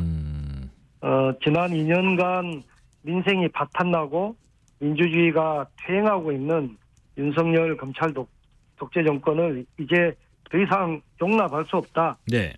그런 의사가 여기 그 국정 지지율 그 여론조사도 전국 평균에 상회하거든요. 60% 이상입니다. 특히 이제 이번에 낙동강 벨트 탈환한다는 그 해괴한 명분으로 뜬금없이 김해에 전혀 연고 없고 잘 알지도 못하는 타 지역 의원들을 내리꼽고 있잖아요. 이거는 그 김해 시민들 자존심을 건드리고 아주 무시한 이런 것에 대해서 분노하고 있습니다. 사실 이게 한두 번이 아니거든요. 선거 때마다 지금 지난 21대 총선도 김해를 잘 알지 못했던 장기표 후보 내세워서 졌지요. 그 전에 그 김태호 의원이 그랬고 아무튼 김해 시민들 입장에서는 김해가 무슨 뭐 철새 도래지냐 총선 때만 되면 떴다방이 되고 이렇게 뭐 마치 지팡이도 꼽기만 하면 당선되는 줄 아는 이런 오만한 태도에 매우 화가 나 있고요. 김해 시민들이 이번에는 투표로 본때를 보이겠다. 이게 바닥 민심이고 전반적으로 부글부글 끓고 있는 그 정서인 것 같습니다. 네, 지금 뭐 선거에 대해서 저희가 구도, 바람, 인물 세 가지 요소 중에서 뭐 승패가 갈린다고 하는데 앞서 조혜진 후보께서는 인물 꼽아주셨고요. 낙동강벨트에서는 이 세 요소 가운데 어떤 부분이 가장 변수가 될 것이라고 후보님은 예상하세요? 저는 다 이 세 가지가 맞물려 있다고 맞물려 보는데요. 있어요. 네. 예, 구도는 이미 윤석열 정권 심판이 훨씬 60%를 넘고, 네. 바람도 저희들한테 불리하지 않다고 봅니다. 네네.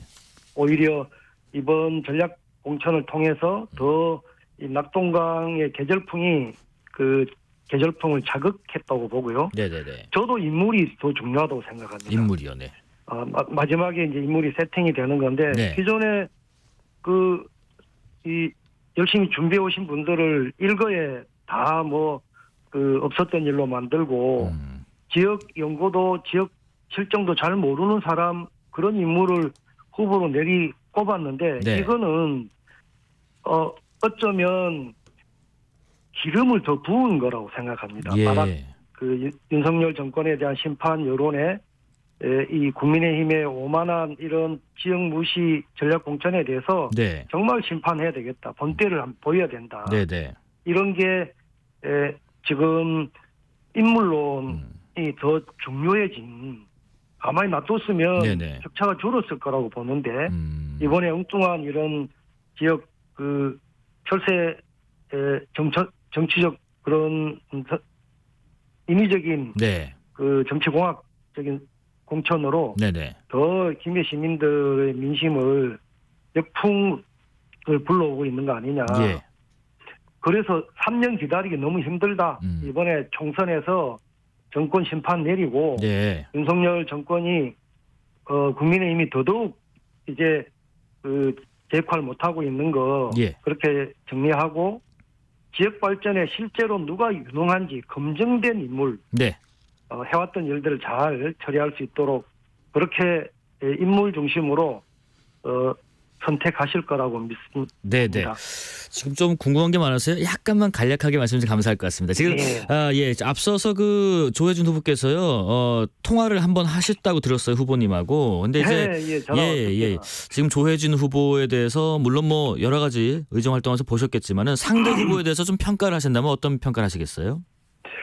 예, 뭐 국회에서 젠틀맨으로 불릴 정도로 합리적이고 그 덕망이 높으시죠. 그런데 이번에 보니까 친윤이 아니라는 이유로 사실 본인 지역구에서 쫓겨나듯이 차출된 거잖아요. 그리고 김해 의뢰에서 국민의힘 예비 후보나 당원들로부터 환영받지 못한 모습이 평소 젠틀맨답지 않게 좀 이거를 소신껏 하지 못한 부분이 안타까워 보입니다. 네네. 지금 또 그리고 당내 현안도 여쭤볼게요. 민주당 공천을 둘러싸고 약간 일부 잡음이 있는 것 같은데 또 하나가 이제 뭐 친명계를 이른바 우선시한다는 비명계 의혹 제기도 있는 것 같고요. 이 부분에 대해서는 어떻게 평가하고 계세요? 선거 때마다 늘상 이 공천을 둘러싸고 뭐 이런저런 잡음이 필연적이지 않았습니까? 의원만 그런 것도 아니고 민주당만 그런 것도 아니고 그런데 이거를 친명 비명 그런 프레임을 씌우고 특히 뭐 탈락 컷오프 될 위기에 처한 분들이 공천 학살이나 또 밀실 사천이다 이렇게 문제 제기하는 거는 좀 적절하지 않다고 보고요. 적어도 민주당은 시스템 공천을 했고 원칙과 평가 기준에 따라서 공정하게 심사위원들 평가, 국민 여론, 동료 의원 평가, 당원 평가 이런 것들을 종합해서 객관적으로 그 누가 뭐 조작할 수 없도록 그렇게 시스템화되어 있습니다. 그런데 이번에 보니까 이제 의원 활동 평가에 하위 10%, 20% 이렇게 속하신 분들 당을 떠나거나 뭐 당을 막 성토하는 지도부 성토하는 이런 모습들 반발하는 모습들 봤는데 뭐 동료 의원들에게 내려진 이 냉정한 평가가 저도 뭐 동료 그러니까 의원들의 그런 모습에 가슴이 아팠는데요. 국회의원이라는 직책이 언제든지 4년마다 국회의원 같은 돌아오는 선거로 네. 또는 후보를 선출하기 위해서 더 좋은 국민들한테 선택지를 내기 위한 당의 냉정한 평가 위에 늘 있는 거죠. 예, 예. 그런 의미에서 계약직 직업 아니겠습니까? 네, 네. 근데 이거를 언론이 너무 침소봉대하고 프레임을 씌우고 그렇게 공천 갈등을 그것도 민주당에만 왕창 시끄럽고 또 다른 상대당은 뭐 괜찮은 것처럼 네네. 이렇게 좀 편파적으로 보는 건 적절하지 않고 공천 기간이 지나면 자연스럽게 사그라들 거라고 생각합니다. 잘 알겠습니다. 자, 조혜진 후보에 비해서 본인이 가지신 장점은 뭔지 한번 어필해 주실까요? 저는 뚝심과 실력이라고 생각하는데요. 뚝심과 실력, 네. 예, 제가 동남권 관문공항 검증단장하면서 다들 안 된다 포기했던 김해 신공항 백지화에 그 앞장서서 이끌어냈고요. 네. 또 부울경 시도민들 염원인 가덕도 신공항 29년 말까지 개항 추진해냈다고 저는 자부합니다. 네네. 이런 성과를 토대로 이제 김해를 미래경제 중심 허브 도시로 네. 그렇게 세워가고 그걸 위한 국가 스마트 물류 플랫폼 허브, 네. 그다음에 윤석열 정부 출범하고 중단된 부울경 생존연대입니다. 부울경 메가시티. 예. 이거 재추진하려고 합니다. 제가요. 네. 노무현 대통령 청와대에서 5년간 행정관 비서관 그렇게 하다가 대통령 퇴임 이후에 봉화마을 내려와서 서거 이후에 10년간 그 유업을 지켜왔습니다. 예. 그러다 이제 18년도 보궐선거로 그 국회의원이 되어서 지금 6년 동안 재선 의원을 하고 있는데요. 네. 이 과정에서 다양한 국정 경험, 풍부한 인적 네트워크 이건 기본이고 네. 가덕도 신공항 건설에 견인차를 했던 것처럼 유능함도 검증이 되었습니다. 네네. 특히 제가 김해에 대해서 누구보다도 지금 16년째 살고 있는데요. 잘 알고 김해를 위한 여러 가지 발전 프로젝트들을 앞장서서 해왔는데 네. 일도 해본 사람이 잘하지 않겠습니까? 네네. 제가 책임지고 해내려고 합니다. 예, 부울경 메가시티 재추진에 대해서요 한 30초 정도 간략하게 좀 설명을 해주실까요? 지금 문재인 정부에 들어서 이거 부울경 메가시티를 지방 소멸 위기 극복하기 위한 국가 그 균형 발전 또 새로운 신성장 동력 차원에서 네. 그 초강력권 경제 메가시티 추진하기로 했었는데요. 이거 윤석열 정부 돌아와가지고 5년 동안 공들여서 추진했던 메가시티 국민의힘 그 부울경 시도지사들 하루아침에 무너뜨렸거든요. 무산시켰어요. 네. 내가 21대 국회의원이 된다면 부울경 민주당원을 중심으로 다시 부울경 메가시티 재추진할 거고요. 네. 지방 소멸이라는 국가 위기를 돌파하기 위해서는 이게 초강력 발전 계획 반드시 추진해야 됩니다. 네네. 예. 자, 후보님 그 마지막 질문 공통으로 드릴게요. 이번에 3선이 되신다면 국회에서 어떤 역할을 하고 싶으신지 포부 말씀 듣겠습니다. 뭐 지금 어떻게 될지 모르는 마당에 그렇긴 한데요. 네. 지금까지 산업통상자원중소벤처기업위원으로 4년간 일을 했습니다. 예산결산 소위원장도 맡고 우리 지역의 노후 산단을 현대화하는 거, 그다음에 에너지 산업, 지금 기후위기 시대에 화석연료를 재생에너지 중심으로 바꿔가야 됩니다. 네. 그런 쪽에 제가 역점을 두었는데 그런 부분은 계속하고요. 네. 특히 이제 우리 김해 쪽에 새로운 그 미래 전략 산업을 육성해야 되는데 그게 바이오 헬스라고 생각합니다. 예. 요거 하고 새로운 동북아 물류 플랫폼을 김해로 유치해서 이게 스마트 물류 지금 플랫폼 영역도 다 마쳤는데요. 네. 그런 것들을 통해서 우리 젊은이들이 김해를 떠나지 않아도 오히려 돌아올 수 있는 그런 좋은 일자리 만들어내고 지역 경제 활성화시키는 그런 역할을 더 열심히 하려고 합니다. 예, 감사합니다. 여기까지 말씀 듣겠습니다. 지금까지 민주당 김해을 김정후 후보였습니다. 고맙습니다. 네. 네, 수고하셨습니다. 고맙습니다. 네. 3253님 인터뷰 들으면서 총선까지 얼마나 많은 일이 벌어질지 기대 반 걱정 반입니다. 출마자들 이기심 버리고 국민과 나라를 위해서 선택과 집중하시기 바랍니다. 하셨습니다. 자, 실시간 교통정보도 알아보겠습니다. 교통정보센터 공인혜 리포터 나와주세요. 네, 이 시각 교통정보입니다. 밤사이 내린 폭설로 보수 작업 중인 도로가 많고요. 눈길 사고도 꾸준히 발생하고 있습니다. 먼저 서울 시내 사직로 독립문 고가차도에서 광화문 삼거리 방향 사직터널 입구 1차로에서 사고가 나 정체가 심하고요. 대란로 선능역에서 포스코 사거리 방향 3차로와 하위차로에서 각각 추돌 사고 처리 중이라 정체가 되고 있습니다. 고속도로에선 수도권 제일순환선 구리에서 판교 방향 구리 남양주 요금소를 지나며 밀리기 시작해 성남부터 4차로에 고장난 화물차가 서 있는 판교 분기점까지도 더디고요. 반대 판교에서 구리 방향은 성남과 서하남 또 광암터널부터 토평 쪽으로 가장 길게 정체입니다. 또 평택 제천고속도로 평택 방향 평택 분기점 부근 2, 3차로 여전히 작업으로 차단되면서 1대 5km 구간 서 있다시피 한 정체도 꾸준하고요. 남북권인 호남고속도로 지선 대선 쪽 서대전 분기점의 사고 차량들 갓길로 옮겨졌지만 1km 구간 처리 여파로 정체가 되고 있습니다. KBS 교통정보센터였습니다.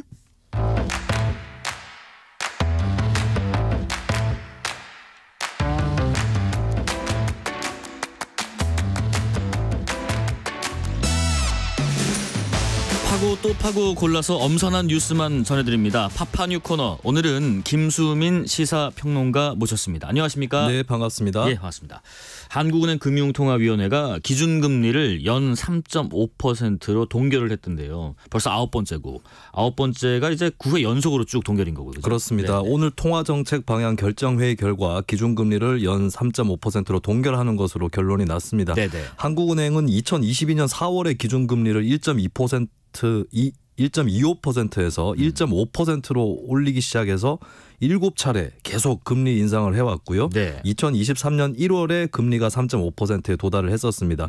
그러고 나서 2월, 4월, 5월, 7월, 8월, 10월, 10월, 11월 그리고 올해 1월 그리고 이번에 그렇게 9번 연속 동결을 하게 된 것입니다. 그러면 이제 금리를 더 안 올려도 된다. 뭐 이렇게 이해하면 됩니까? 네, 이거는 확실하다고 볼 수 있겠습니다. 일단 한국의 수출이 개선세에 접어들었기 때문에 경기가 회복된다라고 하는 게 중요하고요. 그리고 미국 연방준비제도의 금리 인상 드라이브도 끝이 났습니다. 사실상 글로벌 금리 인상 사이클이 막을 내렸고요. 네. 미국 경기도 호조를 보이고 있기 때문에 글로벌 경제 연착륙 가능성이 높다. 이 점도 금리의 추가 인상 가능성 좀 차단을 하고 있습니다. 네. 그리고 소비자 물가 상승률 지난달 2.8%로 반년 만에 2%대로 내려왔습니다. 근데 이제 더 이상 안 올려도 되지만 그렇다고 내려야 된다. 이건 또 아닌가 보네요. 그렇습니다. 네. 물가 상승률만 봐도 아직 목표치인 2% 정도 수준으로 떨어진 것은 아니고요. 예. 식료품하고 에너지 이쪽의 가격 변수를 아직도 무시할 수 없다는 점이 있습니다. 그리고 더 중요한 부분일 수도 있는데 가계부채 잔액이 지난해 말 기준으로 1,878조 원 가량 역대 최대거든요. 네네. 금리를 인하하면 아무래도 뭐 부동산 대출이라든지 이런 거 더 불어날 수 있기 때문에 현재로서는 유지를 하고 있는 상황입니다. 네, 뭐 미국 상황도 봐야겠지만은 그러면은 금리 인하는 언제쯤 될까? 가능성은 언제가 제일 클까 궁금하네요. 네, 계속 동결하니까 다음엔 되지 않을까? 그러니까요. 이런 심리가 아무래도 상승을 할 수밖에 없겠는데요. 네. 일단 3분기쯤 되어야 가능하지 않겠는가라는 3분기요. 관측이 우세합니다. 네. 조속히 인하가 되는 것은 힘든 것이 미국 금리 인하 시기가 조금 더 연기되고 있다라고 하는 전망이 나오고 있기 때문이고요. 네. 이창용 한국은행 총재도 올해 상반기 금리 인하는 어렵다면서 5월 전망을 보겠다라고 강조를 했습니다. 네. 다만 3분기쯤에 물가도 안정 범위에 들어가고 6월쯤에 미국 연준이 금리를 인하를 하면 한국도 7월에 금리를 인하할 가능성 높다. 이 조건부 예측이 나오고 있습니다.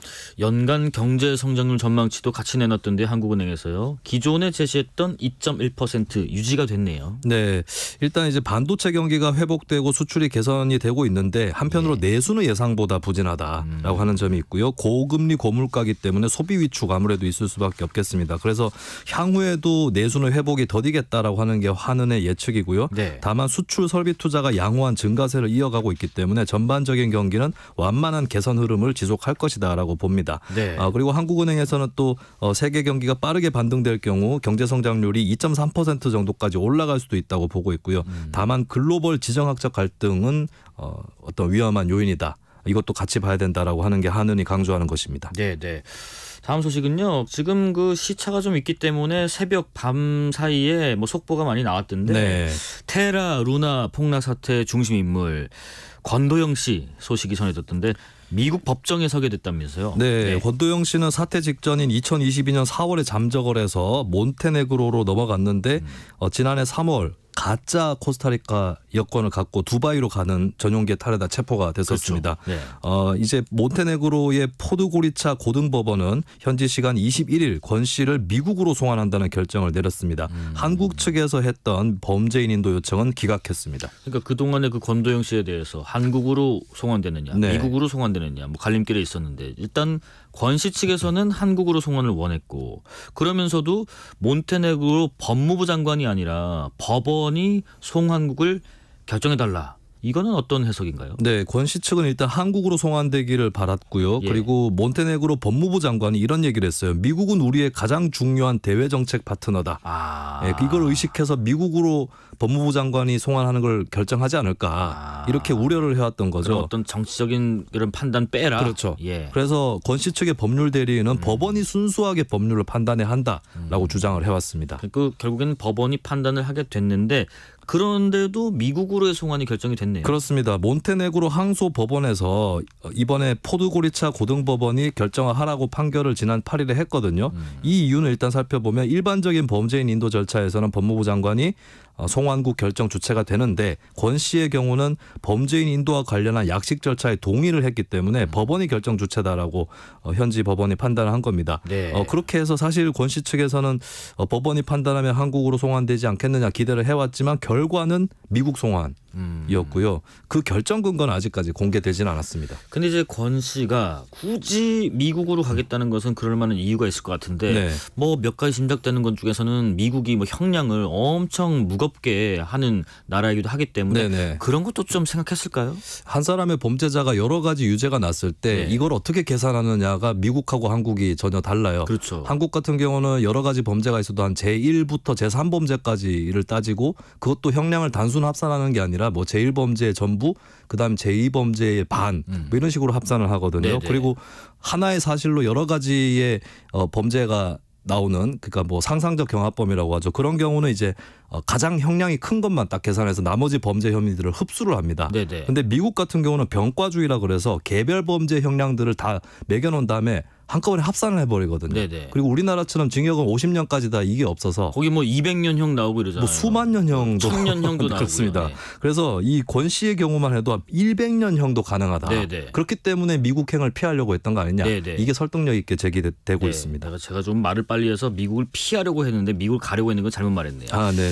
자, 그러면 미국으로 송환이 항고가 기각돼서 미국으로 송환이 되면 권 씨는 어떻게 되는지도 궁금해요. 일단은 이번 법원 결정에 불복해서 항고를 할 수는 있습니다. 3일 내에 하면 되는데 아무래도 현재 법률 대리인의 태도를 보면은 항고 의사가 있는 것으로 보이고요.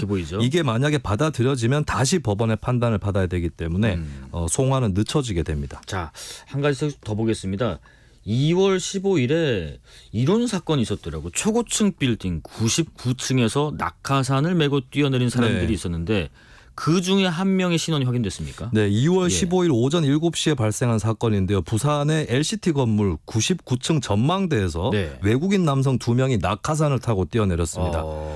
이것을 부산 해운대 경찰서가 주변 숙박업소라든지 이쪽을 추적을 해보니까 이 용의자들이 부산에 사흘 동안 머물다가 이 같은 일을 실행을 했고 그리고 이미 출국을 그날 오후에 해버렸고요. 그리고 2명 중에 1명은 미국인 유튜버인 것으로 확인을 했습니다. 다른 1명은 신원을 파악을 하고 있고 그 동영상이 만약 유튜브에 올라오면 추적하기 쉬울 수 있는데 아직 안 올라왔다고 합니다. 그래서 국제형사기구 경찰기구 인터폴에 한국 경찰이 공조 요청을 하는 것을 검토하고 있습니다. 그런 게 또 궁금하실 거예요. 아니 뭐 자기들이 올라가서 낙하산 메고 뛰어내렸는데 무슨 혐의에 적용이 되는 거지 하는 분들요. 경찰은 주거 침입죄를 적용을 하기로 했습니다. 이게 전망대이긴 한데 영업시간 이전에 올라갔고 이게 전망대 천장은 없고 3m 높이의 강화유리 외벽이 있는데 그걸 타고 올라가서 이제 천장이 뚫려 있으니까 들어간 거거든요.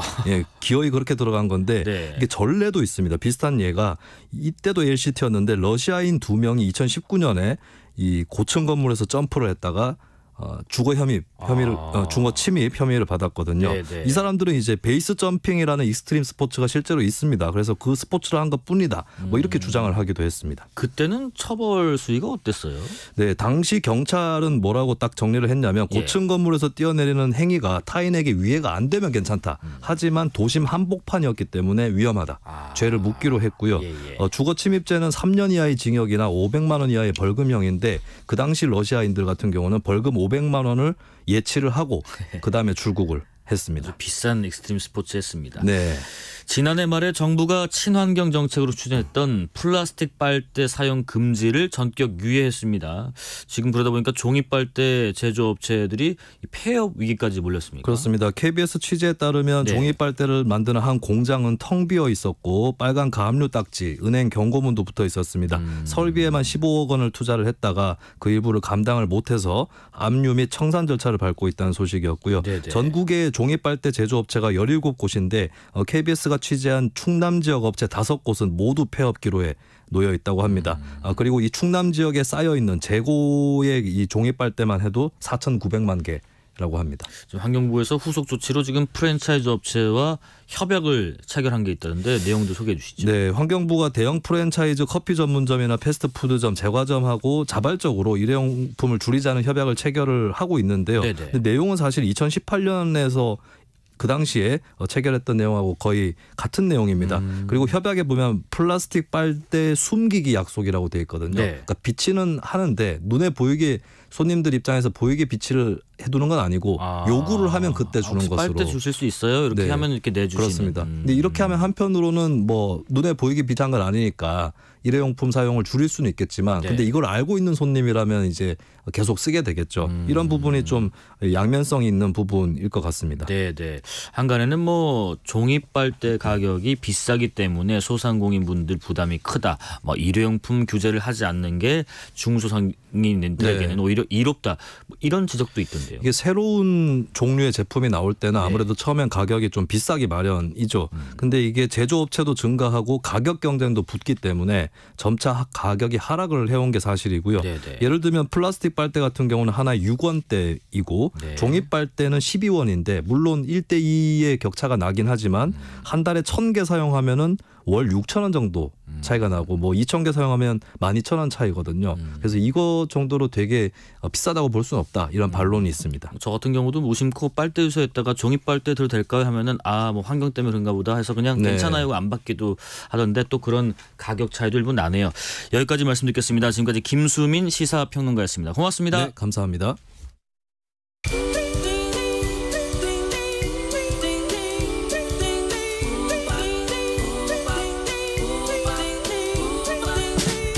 오늘 하루 뉴스를 정리해주는 다정한 편지 한 통.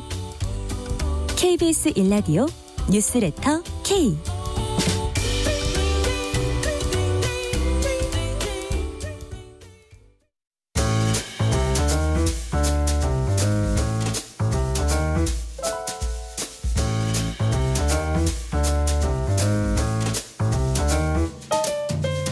지구의 입장에서 세상을 바라봅니다. 지구적 참견 시점 프로 참견러 남종영 환경 저널리스트와 함께합니다. 안녕하십니까? 네, 안녕하세요.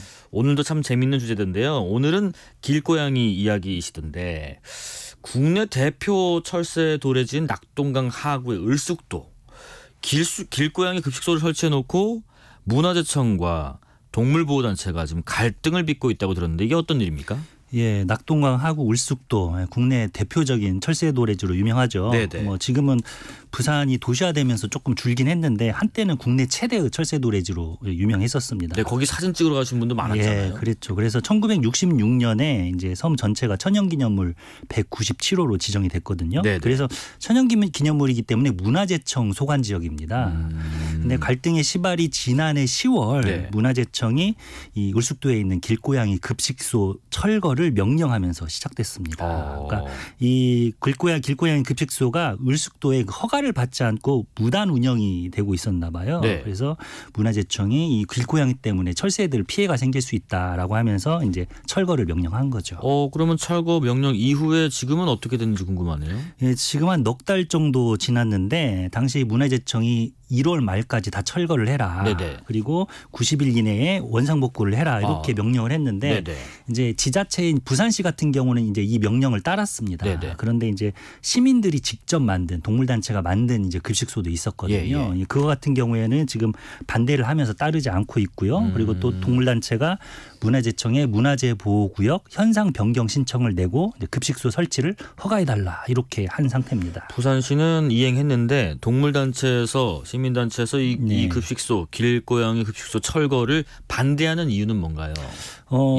일단 뭐 이 길고양이로 인해서 철새 개체수가 줄어들었다라는 게 확실치 않다. 그리고 뭐 실태 조사라도 하고 나서 이런 명령을 내려야 되는데 네네. 뭐 그런 것도 없이 그냥 무작정 철거 명령을 했다라고 주장을 하고 있습니다. 그리고 또 하나가 길고양이 급식소가 있는 곳이 그 철새들이 사는 습지보호구역이 아니라 네. 이 이용지구라고 해서 일종의 공원에 있거든요. 뭐 카페나 축구장 등이 있는 시설이에요. 그런데 왜 거기 길고양이 급식소가 있는데 왜 여기에 문제를 삼느냐. 사람들도 있고 쉼없이 행사가 열리는데 그래서 오히려 급식소를 철거하면 고양이들이 생존을 위해서 습지로 이동할 거다 이렇게 주장을 하고 있죠. 차라리 거기에 모아둔 게 낫지 않느냐. 예. 그러면서 이게 사실은 지역적 사안이었는데 전국적인 사안으로 번지기까지 했어요. 그래요? 국내 동물보호단체 한 120곳이 성명을 냈고요. 또 시민들 15,000명이 또 서명까지 하면서 이 급식소 철거를 반대한다라고 하고 있습니다. 그래서 뭐 길고양이 편드는 사람 그리고 철새 편드는 사람들이 나누어 가지고 조금 대립하고 있는 형국이죠. 길고양이 편, 철새 편. 그러면 팩트 확인을 몇 가지 해보죠. 철새 보호 지역인 을숙도에 지금 고양이가 어느 정도 살고 있는지 궁금합니다. 일단 뭐 울숙도 하면은 야생 상태라고 생각하기 쉬운데요. 사실 좀 그러진 않아요. 저도 처가가 부산이어가지고 거기를 되게 자주 가는데 사실 섬 외곽 지역으로만 이제 갈대밭 있고 이제 철새들이 있고요. 그 중간에는 축구장 있고 카페 있고 이런 공원이거든요. 사실상. 근데 2000년대 초반부터 이제 누가 고양이를 버리고 뭐 밖에 있는 고양이들이 또 들어오면서 이제 길고양이가 불어나기 시작했습니다. 그러다가 2016년에 사람들이 이제 급식소를 설치를 하고 TNR이라고 들어보셨을 거예요. 그게 중성화는 예, 그렇죠. 그러니까 포획한 뒤에 길고양이를 포획한 뒤에 중성화 수술을 하고 원서식지에 방사하는 프로그램입니다. 그러면서 이제 개체수를 조절하고 또 밥도 주기도 합니다. 그런 프로그램인데 동물단체 쪽에서는 한때 200마리 정도로 되게 많았는데 이제 TNR을 해가지고 지금 한 6, 70마리 정도 줄어들었는데 웬 소리냐 뭐 이렇게 이야기를 하고 있는 거죠. 아까 그 지금 고양이가 철새한테 피해를 준다. 또 단체에서는 이거는 근거가 없다. 실태 조사라도 했느냐 뭐 이런 의견이 대립하고 있었는데 혹시 실태 조사가 있었나요? 사실 뭐 실태 조사는 없었습니다. 저기 문화재청도 뭐 그런 건 인정을 하는데요. 그런데 일반적으로 고양이가 길고양이가 새알을 훔친다든지 뭐 어린 새를 사냥한다든지 이거는 뭐 사실 본성이긴 합니다. 그래서 지난해에도 제주도 마라도에서 같은 논란이 있었습니다. 그래서 마라도 문화재청에서 이런 부분을 좀 우려를 하고 있는 거고요. 반면에 동물단체 쪽은 피해를 일으키는 게 확인이 안 됐는데 너무 무작정 추진하는 거 아니냐 이런 데 좀 방점을 두고 있는 거군요. 마라도 얘기하시니까 그때 그 유튜브에서 영상이 좀 화제가 됐었던 것 같은데 그 내용 맞나요? 예, 그렇습니다. 일명 새덕후 사건이라고 부르는데 그 유튜버 이름이 새덕후입니다. 그래서 저도 재밌게 봤는데 이분이 이제 야생조류를 촬영하는 전문 유튜버거든요. 그런데 어느 날 이제 동영상을 올렸는데 제목이 고양이만 소중한 전국의 캣맘 동물단체 분들께라는 제목으로 올렸어요. 그런데 이 동영상을 보면 길고양이들이 막 새를 잡아먹는 장면들을 잘 찍어가지고 이제 올린 겁니다. 그래서 며칠 만에 조회수가 확 올랐는데 제가 그 방송하기 전에 보니까 벌써 250만 회가 조회가 될 정도로 화제가 됐더라고요. 아니 제목 자체가 이게 참 클릭할 수밖에 없게 검색어가 많아요. 캣맘도 그렇고요. 고양이 있고요. 동물 있고요. 보호 있고요. 근데 그 영상의 대부분이 마라도에서 그 길고양이들이 그 천연기념물이나 뭐 그 멸종위 기종을 사냥하는 장면을 다뤘어요. 이제 특히 이제 국내에 몇 마리밖에 없다는 뿔새오리를 사냥하는 장면도 있었고요. 그래서 이분이 이 유튜브 새덕후가 강조하는 거는 이 TNR을 해봤자 도움이 안 된다라고 하면서 그렇게 하지 말고 오히려 새를 보호해야 된다. 뭐 이렇게 얘기를 하고 있죠. 그런 와중에 문화재청이 마라도에 있는 길고양이를 퇴거시키겠다라고 이제 해가지고 이제 그 당시에 이제 논란이 된 거죠. 그 마라도 길고양이들 결국 그렇게 됐나요? 퇴거가 됐나요? 결국 그래서 막 당시에 논란이 많았습니다. 동물단체와 문화재청 그리고 조류 탐조인들 이런 분들이 계속 이제 논란을 벌이면서 결국 결론은 길고양이를 섬 바깥으로 일괄적으로 반출하는 걸로 결론이 났습니다. 그래서 지금 제주 세계문화유산본부에 일종의 이제 임시보호소를 만들어서 거기에다가 이제 45마리를 갖다 놨거든요. 그래서 최근에 제가 확인을 해보니까 이 중에 17마리를 이제 입양을 시키거나 이제 개인이 보호하는 조처를 했다고 합니다. 근데 아직 35마리는 그 보호소에 남아 있다고 하는데요. 사실 고양이가 영역 동물이기 때문에 그렇게 한 대 보호소에 있는 건 그다지 바람직하지는 않은 거죠. 최근에 그 환경부에서요. 국립공원에 사는 들고양이 관리 지침을 개정했다. 어떻게 개정을 한 거예요? 이것도 사실 이제 고양이파와 이 새파가 싸우는 건데요. 환경부에서 이제 국립공원에 있는 들고양이가 이제 새에 영향을 미칠 수 있으니까 이제 지침을 개정을 했는데요. 들고양이를 포획해서 중성화 수술을 하고 포획한 곳에 방사를 하도록 했어요. 그러니까 TNR을 이제 이 국립공원에도 인정을 한 거죠. 그러네요. 옛날에는 무조건 들고양이 못 들어오게 했거든요. 이제 어느 정도 이제 인정을 한 건데 이제 이번에는 이제 새를 사랑하는 조류 커뮤니티에서 이제 반발을 하고 나선 거죠. 아니 고양이는 생태계 교란을 하는 외래종인데 그리고 사냥 본능이 남아 있고 개체수를 감소시키는데 어떻게 그렇게 하느냐라고 하면서 지금 관련 부서에 계속 민원을 넣고 있다고 합니다. 또 반면에 동물단체에서는 이거 보호소에 나중에 보내면 결국은 이제 야생 방사를 못하는 길고양이 같은 경우는 보호소에 갈 수 있도록 했거든요. 그런데 보호소에 보내면 결국은 안락세 되는 거 아니냐라고 하면서 또 비판을 하고 있고요. 그런데 이런 관리 지침들이 효과적인 측면에서는 어떤지 한번 좀 따져보고 싶네요. 사실 이 TNR 지침이 뭐 우리나라뿐만 아니라 대부분 선진국에서 하는 거는 맞아요.